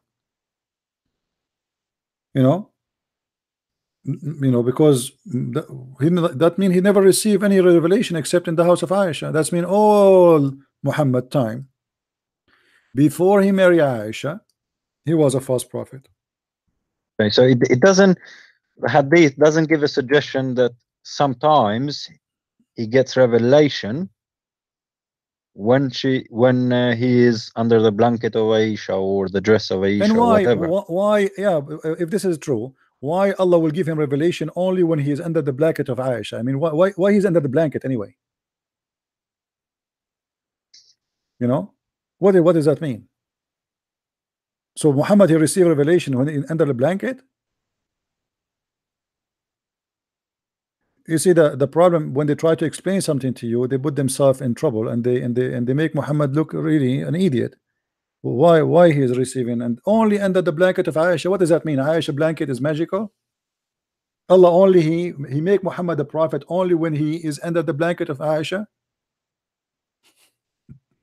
You know what those people are talking about? He is a prophet only when he is under the blanket. When he is not under the blanket, he's not a prophet. But she's a mother of believers, though. It doesn't matter, you know. I mean, they have to explain to us what they mean, you know. It doesn't matter. You see, they are trying to defend why Muhammad saying that, but by saying, as I said, Muhammad, when he say such a thing, he do poo-poo, and then the Muslims, they inherit the poo-poo, and they try to defend the poo-poo of Muhammad. But the more they try to defend, the more they are in trouble. Muhammad received only inspiration in the blanket of Aisha, so he never received inspiration in the blanket of Khadija, in the blanket of Sauda, and those he married before Aisha. That means Muhammad never received any inspiration when he's married to any woman except Aisha. How they can explain that to us, you know? Okay. So what would you say the hadith actually says? How would you explain the hadith to try and be fair? Muhammad is trying to find a reason, not Muhammad trying to find a reason to make Aisha superior over other women. Is that the reason you think he said it? What was the reason you reckon? He's fabricating a reason because his wives, the story is about what? The story about the wives, they keep asking him why Aisha she get all the gifts. So Muhammad, he says, La tu'dhini fi Aisha, La tu'dhini fi Aisha. Don't hurt me in Aisha. Why we don't hurt you in Aisha, Prophet? Because I never receive Quran except in the clothes of Aisha. So Muhammad is using that as a reason or to stop them from asking for what is right. What is right? The wives of Muhammad asking Muhammad to treat them equally. So he said, don't try to hurt me by hurting Aisha. It's a hurt to Aisha to take the gift from her. I never receive any inspiration except sometimes the hadith says lihaf, which can be blanket, but it can be clothes too, because human being yatalahafu because he was saying in Sunnah an-Nasai it says blanket, and then basically what he was trying to say, some hadith will say blanket, some will say dress, but the question was for me was, does it actually say except? Because when you say except, it means I can only do it with this dress. Do you understand what I mean? Yeah. Or I can only do it with this blanket. Yeah. When you use the word except, it means it's impossible for you to receive revelation unless you have this blanket. You see, if you read the story with me here, it says that the daughter of Muhammad, she said to him, your wife's request to treat them and the daughter of Abu Bakr on equal terms. So this is what they are asking for. They are not asking for special treatment, nothing. And here the answer of Muhammad proved first that Muhammad is a false prophet.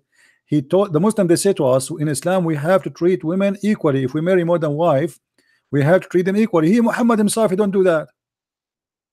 And then what is the reason not to treat them equally? As you see, this is the story reported by the Muslims. It's a Sahih Bukhari, it's Sahih. Then Fatima conveyed the message to Muhammad, and the Prophet said to her, oh my daughter, don't you love me? Don't you love who I love? So Muhammad here confirmed that he loved Aisha. I don't love the rest. The rest are just women for sex. So Aisha is his favorite. She replied that affirmative, and returned and told them the situation. And then they asked her to go again and speak to him again, etc. And then Muhammad, he said to them, don't hurt me in Aisha, for I never heard of and I never received Quran except in the clothes of Aisha. So read with me carefully. The Muslim here, they give false translation. They say the divine inspiration, don't hurt me regarding Aisha, as the divine inspiration do not come to me on any of the beds except that of Aisha. Here the word became bed, but in Arabic it says thawb. Thawb means cloth, does not mean bed. So they fabricate the translation to cover the shame. Secondly, why only in the bed of Aisha Muhammad receive inspiration? Aisha, she was not married to Muhammad from the first day he became a prophet. It was Khadija. So how Muhammad all those years was a prophet with Khadija, and then all those years with Sauda, and then after that, after Khadija he passed away, 3 years after, he married Aisha. So all those years Muhammad was a prophet. He never received inspiration, because he confirmed he received it only when he is with Aisha, in her clothes, in her bed, as they lie here, in her blanket. It doesn't matter. As you see here in front of me, the hadith says thawb, and thawb in Arabic mean clothing. Yeah, and I don't think it really does matter too much, as long as it's saying accept, and that's a Muslim translation there. Yeah. Except that of Aisha. So Muhammad fabricates stories in order to protect this women. The wives are complaining, you are not treating us equally. She get all the money, she get all the gifts, she get all the clothes, we got nothing. All what we are asking for, treat us equally. That's all. And Muhammad is still, he will not do that. it's funny that the Quran says you have to treat your woman equally. what equally? How you can treat them? Actually, the Quran says وَلَن تَعْدِلُوا, and you will never do equally. So he said to them, do it equally, and says وَلَن تَعْدِلُوا. You know, the same chapter says treat them equally, is the same chapter says and you will never treat them equally. It's a stupid book. How you ask them to do equally, to treat them equally, yet Muhammad, he don't want to treat them equally, yet you are the one saying to them you will never treat them equally. If you go, you see the same chapter. I want everybody to open and read with me. Chapter 4 verse number 3, it says supposedly you treat your wives equally. Okay, question. We just showed you the story where Muhammad don't want to treat his wife equally. Obviously Muhammad is a bad Muslim. Chapter 4 verse number 3. But if you go in the Quran, the same chapter, this is how this book is a stupid book. It says in chapter 4 verse 129 that you cannot treat the women equally. Read it with me. Do you see it, Abdul? And you will never be able to be fair and just between women.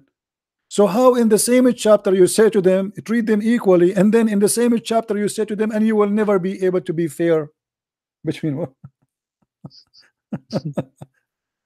Stupidity, you know. This is what happened when the author is stupid.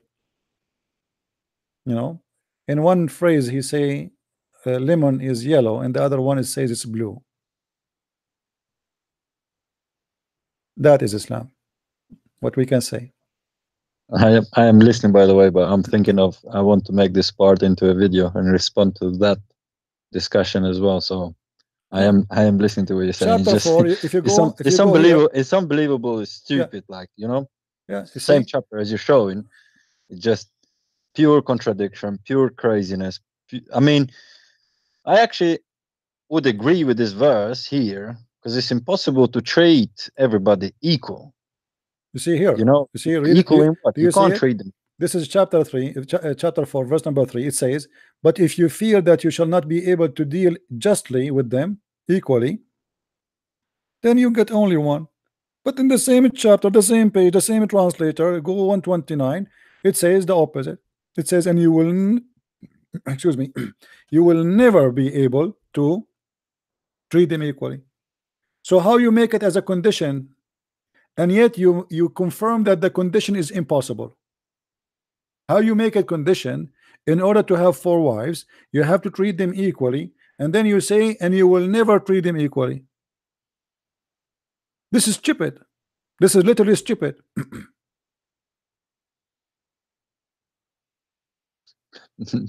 I think it's beyond stupid, I'm afraid. I think it's just, you know. I think it's stupid for those that believe it, to be honest. I mean, no offense to any Muslim here, but offense, I mean, or how no can you offense, believe who that? care? I mean, they are saying the truth. It's in the front of us. Stupid. Offense, no offense. I mean, they can think about it the way they want. This is stupid. How you say, in order to marry 4, you have to treat them equally, and then in the few verses after you say, and you will never treat them equally. Yeah, and so now what we would do, marry them or not to marry them?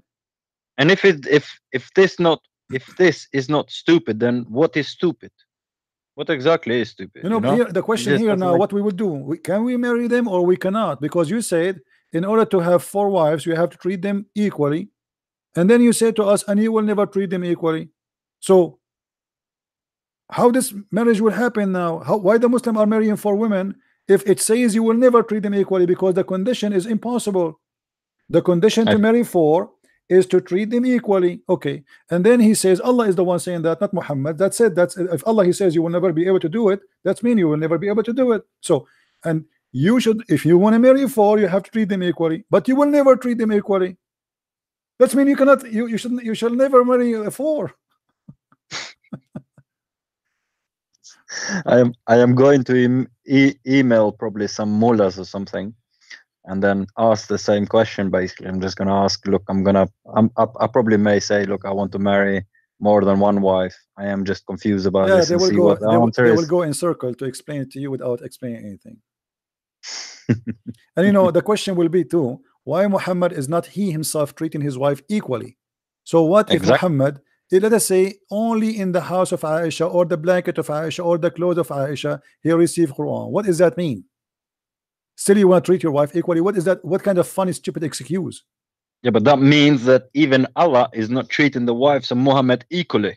Right. At the same time, even if that happened, why you wanna, if the Muslim, they say to us, the Quran order us to treat the women equally, and Muhammad himself is the best Muslim, he is not being fair. And why Aisha, she have to keep the gifts? Is it Allah who sent the Quran or Aisha? Is that a reward to Aisha because Allah he like only to send Quran because Aisha is there? Does that mean Aisha is the prophet? Does that mean Allah he favor Aisha in the matter of the Quran? It looks like it. There's no other explanation. Stupidity. It's crazy, man. Yeah. Who invented this book? Seriously, people believe this garbage. Trust me, not me. Not me.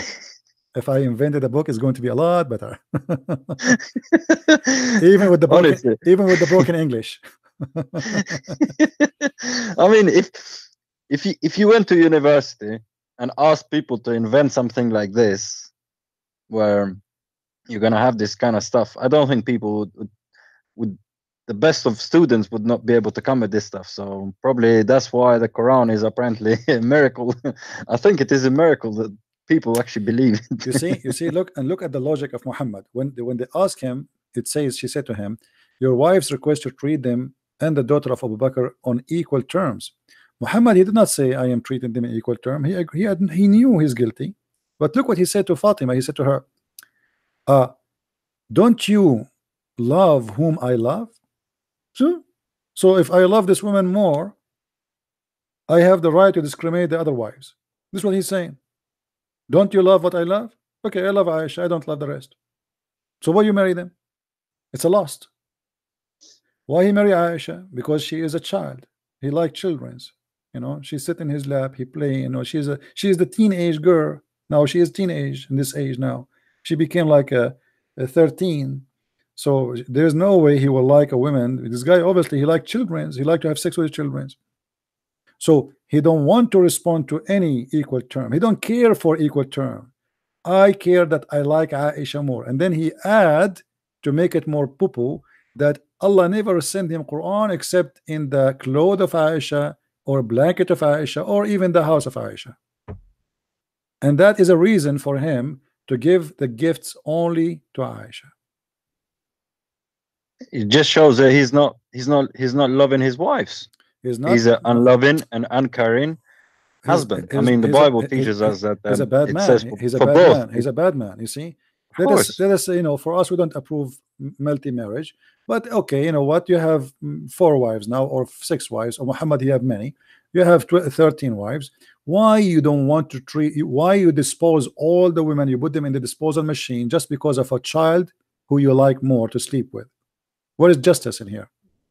And this is a prophet of God. Can I just stop you there, CP? Yeah. Please don't say that he liked children. because the European Court European Court of Human Rights has said and that you cannot offend the Prophet. Well, I will offend him and let the European court do their best. He's a child molester. But they're gonna come after you, brother. Let them come after me. Did you read the story? I heard. Stupidity is amazing. What I can do. I mean, so and the woman didn't even really say much. All she said is that he was 54, she was 9. If he is not a if this is not pedophilia, then what is it? So, which is a reasonable question that you would ask. So, if this is not pedophilia, what is it? And then she got taken to the High Court. This is what's happening in Europe at the moment, and what's happening. They will pay the price. They will pay the price. The European, you see, European these days, they are living in the stage of stupidity, and I'm talking about government, and they will pay the high price. They will pay. There are though the Hungary, Poland, they are withstanding to that. Yeah, but George Soros, Italy changing a little bit. The one who's behind all of this garbage is George Soros. This is the devil. Yeah, it's George Soros. Yes. He's the one behind all of those garbage. You know. There was a conservative guy winning in Brazil, which seemed to be they are trying to make him a demon and the devil. You know, this is the same they did to Trump.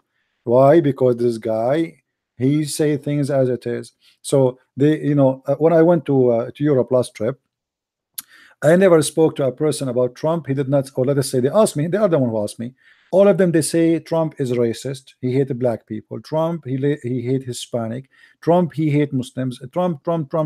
All millions of lies they made about this guy. The same about this guy, the new president of Brazil. They are now trying to make him the new Trump for them. They will demonize them because simply he is going to fight their corruption. He is going to fight the liberals. He don't like their hypocrisy, and he say things as it is. And now they made him a person who he's a racist. He hated black people. He hate etc. And now it's going to backfire because anything the media is saying now is going. Accuse him the same as what happened. Like now, there's a guy who shot people in the synagogue. They accused Trump that he hate the Jews. But what the Trump he did to the Jews, nobody did. He is the only one, the first one who moved the embassy to Jerusalem, and which is a very big deal. Not only that, half of his family are married to Jews. Half of his family, his daughter, 2 daughters are married to Jews. What are you talking about? So they are hypocrites, they are liars, and they try to make the man as the devil. So they brainwash the young ones, and they will make them believe that Trump is a racist. How the guy is racist? He said, I am a nationalist. Here we go. We have a white nationalist. You cannot be white these days. It's a crime. It's a crime. And the one who say to you white nationalist, he's a white too. I mean, how stupid that is. A white guy, he said to a white guy, you are a stupid white guy. Look, we had one of the big police officers came in and said basically, we can no longer deal with hate crimes. We need to start dealing with real crimes such as burglary and stuff. So we can't deal too much with misogyny.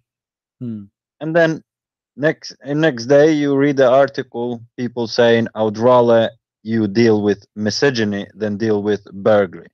Burglary is somebody breaking into your house, entering into your own private space, and even possibly killing you. And these people are people who I think are mentally ill. But can I just say one thing? The Bible says about the Israel, I will bless those that bless you, and I will curse those that curse you. And even though I never was a fan of Trump, you know, I support him to be the president. I don't think I liked him as a person, you know, that he was. But I think he will be blessed as a president because of moving the embassy to the Jerusalem. Because I think that was a blessing to the Israeli people. My friend, this guy, they hate him to death because he destroyed their dreams. Those people, they thought they took over. George Soros, he thought he took over USA, he took over Europe, he took over Australia, he took over Canada. That's it. He is the only emperor. This Trump, he came, he destroyed their dream. If you remember in the election, Hillary Clinton, she reserved the biggest hall for celebration. Trump, he did not reserve it. Yeah, of course, you know, of course. they have a small tiny place, and because it was not expected, it's not going to happen, you know. So they could not believe what happened. If you go and watch, nobody believed it. Even here, nobody believed it. I was telling people at work that Trump is gonna win.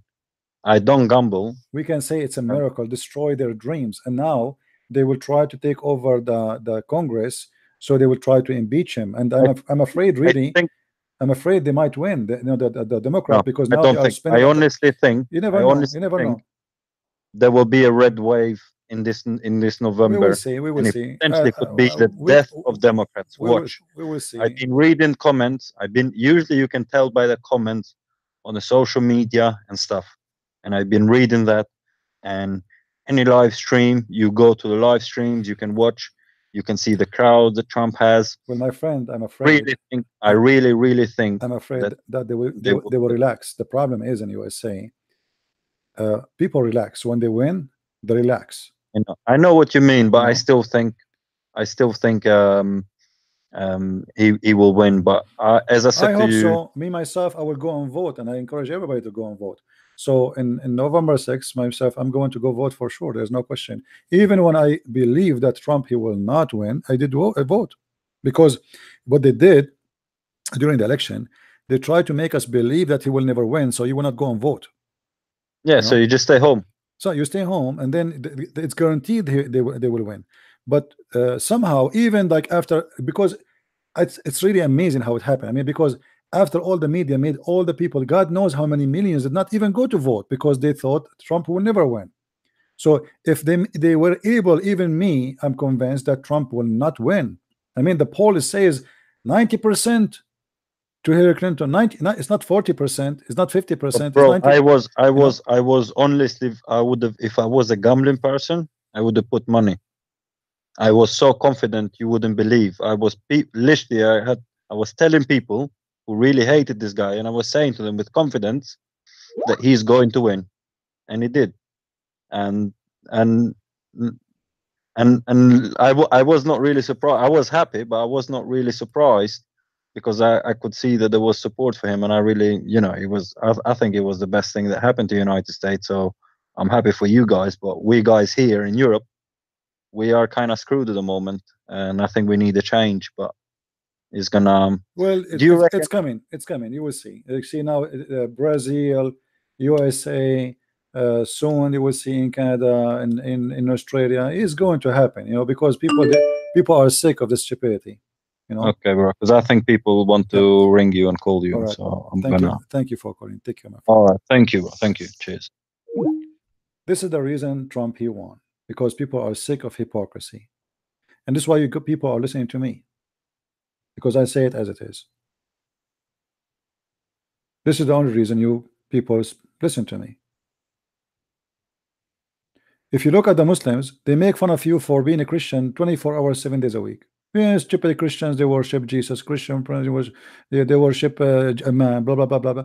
The second you start spanking them, they say, a Christian person, don't do that. Suddenly they want you to be Christian again, according to their... They make fun of you for being nice. They make fun of you day and night for being a follower of Jesus, which you believe that if somebody hit you in your right cheek, you give him the other one. And suddenly they say to you, isn't the Bible says to you, if somebody hit you in the right cheek, give him the other one? Obviously, you're a true Christian. But the verse doesn't say that. The verse says something, you are ignorant, you do not know what it's meant. In the time of Jesus, there was a law. And the law, if you hit somebody in a certain way, you go to jail. So what Jesus says to them, don't be violent, let the police do their job. It's not about Christian, they should be beaten by others. It's about you not to be evil. Don't fight evil by evil. If somebody trying to kill you and you can get the police to protect you, that's better than you kill him. You kill only as a defense, as a last choice. You have no other choice. That's it. In the moment, you have to defend yourself. So the Muslims, they make fun of you as long as you are following Jesus, but the second you are getting aggressive, getting them busted, then they ask you to be Christian again in the way they want you to be. Even the Quran claim that we are nice because Allah cursed us. You believe it? Why Christians are nice? You see, what people do not understand, if you try to be nice to a Muslim, that will make him believe in the Quran and will believe that you are a coward.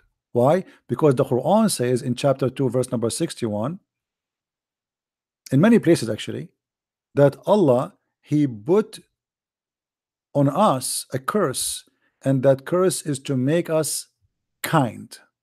It's a curse. It's not your choice. You see how evil Muhammad is? He wanted the Muslim to believe that the Christians are not nice because they are good people, but because Allah, he cursed them. Do you see? They draw in themselves worth from Allah and bitched over them that situation they are in, to be humiliated, to be kind, to be nice. That is the interpretation, and this is the explanation. You are not nice because you are nice, but Allah, he cursed you. It's not, you are not nice because you are good.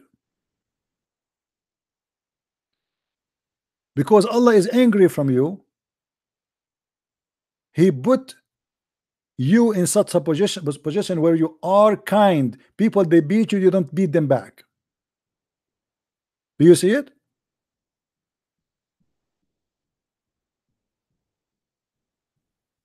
This is why when some Christian, they say to me, we should treat Christian, Muslim, speak to them, blah blah blah blah blah. They don't agree with me about the way. I said to them, when you do that, you just made them believe in Islam more.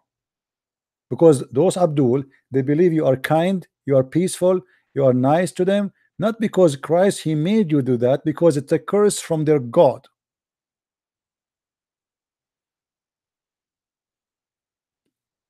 And this is the difference between somebody have a knowledge and somebody is ignorant. I'm sure you spoke to hundreds of people before, but nobody showed you those things I show you always on the screen. My friend, knowledge is needed, and knowledge speaks for itself, not speeches. In order to fight a disease, you have to know the disease, and those people, they are copy paste. More, even those who speak against Islam, they have a very little tiny knowledge, and they keep repeat what almost they learn from people like me, and yet they claim that they have knowledge, but they don't have knowledge. Same as the Muslims, they speak about Islam, they make article about Islam, but the same article they are making to defend Islam is the same article defeating Islam. If you remember those guys who you write articles in this stupid idiot, what his name, Osama Abdullah, they posted articles on his website, and then they ask him to delete the articles because they are full of mistakes, brother. So those articles, they are there for years, and you stupid idiot, you did not notice that you are an idiot. Now you notice it, and now you are asking Osama Abdullah to take it off. And the guy, he will not take it off because that will bring a lot of people to his side. He will not delete it. They are asking him literally, please delete it, it's full of garbage. So they write articles claiming that they have knowledge.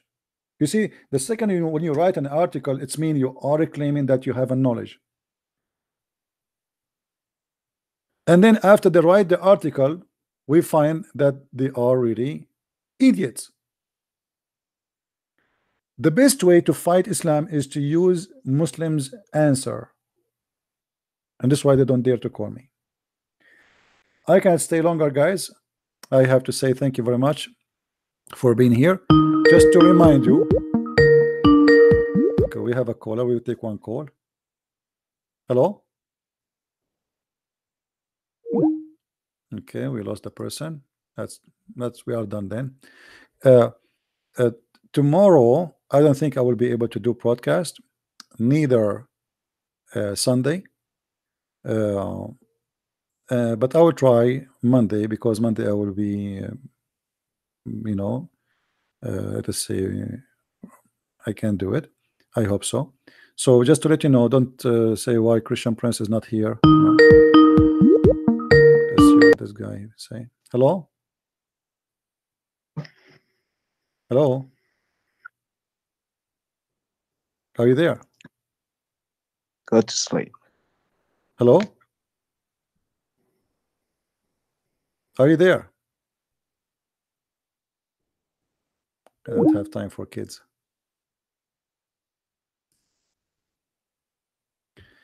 Anyway, guys, I want to say thank you for being here. May the Lord bless you. And until we see you again in a few days, maybe 3 days from now, as always we say, Christ is Lord and Islam is a stupid cult made by the man for the stupid man. And in order to believe in a stupid teaching, you have to be stupid yourself. God is not a pimp who provides vagina and penises. If you believe in that, it's mean you have a mental issues and you have obsession with sexuality. Now everybody want to call?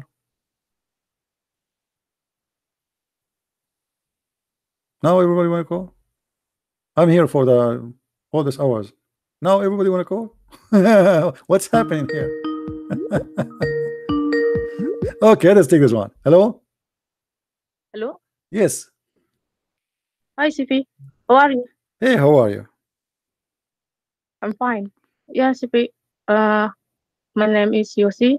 All I'm right. from Indonesia. All right. Yeah, I'm former Muslim, CP. You are what? Yeah, I'm former Muslim from Indonesia. Oh, okay, former. Okay, good for you. So, are you Christian now? No. Okay. Do you like me to do you have any question about Christianity? Why you don't accept Christ yet? Like you left Islam, so what are you waiting for? What do you think about being Christian?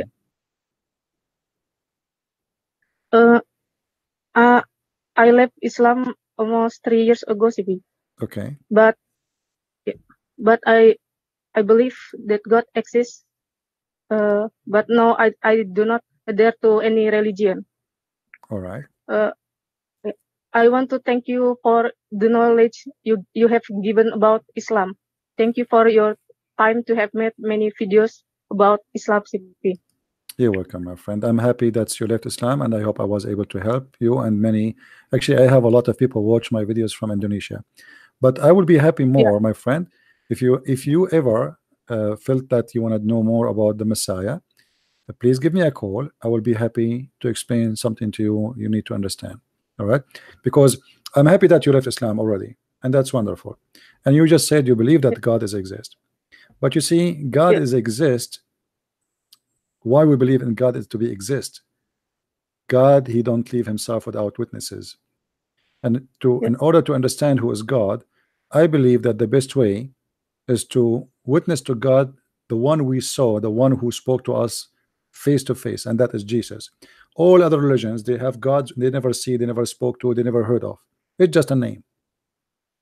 In Christianity, we have the Messiah who come in the earth, who did what he did, and until now people they are doing miracles by his name. So anytime, my friend, you feel like you want to know about the Messiah, I will be happy to help you. All right? Yeah. And sometimes I read Bible, and I really like the words in the book. Okay. I really like it. You read the Bible in Indonesian language, right? Yeah. All right, that's wonderful. Well, I will be happy really to help you anytime you want. Let me know, and ask your friends to join us. And if they have a question, especially about Islam, they want to learn, especially those they are still Muslims, if they like to learn, please ask them to call me, and let us see what they can say. You know, maybe they can join you and they can be out of Islam too. I just want to say to my friend in Indonesia that Islam is false, and also Muhammad is false prophet. I mean to that. Okay, my friend. Yeah. Thank you very much for calling. And feel free to call me anytime you want. You're welcome. Take care. Bye-bye. All right. Well, look like we are done for today. And I hope that's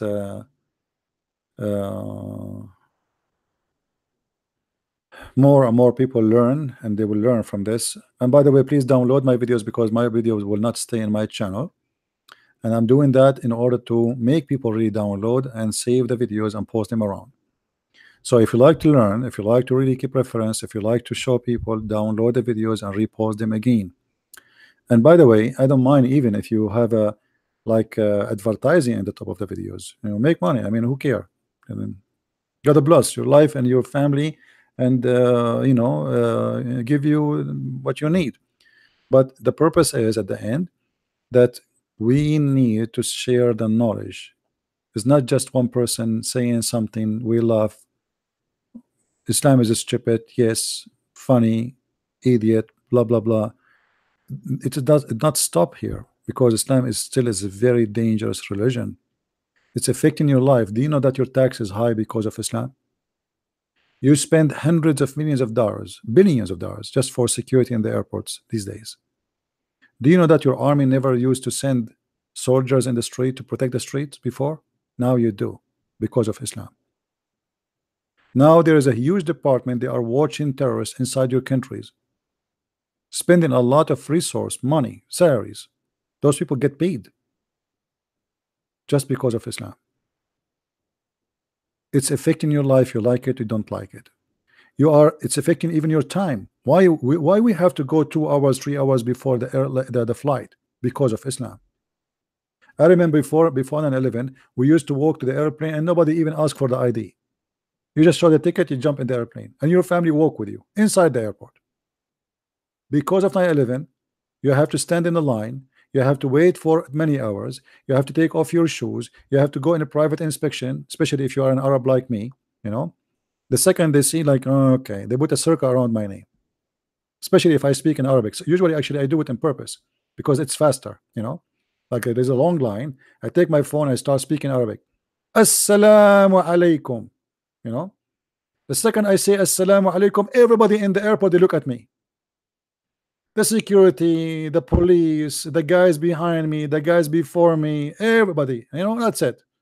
And then the security, they come to me and they say, give me your ticket, please. And they put a big circle around my ticket. And then they look behind me and see whoever is a blonde redhead, and they ask him to go to private check too, to make it look like it's not about you being a Middle Eastern or Arab. No, no, no. Here we go. We pick up the first blonde guy after you. All right. It's fast. It's easy. I never wait in the line. Perfect. I like it. But sometimes it doesn't work. I don't know why. Like before, it was working a lot better than now.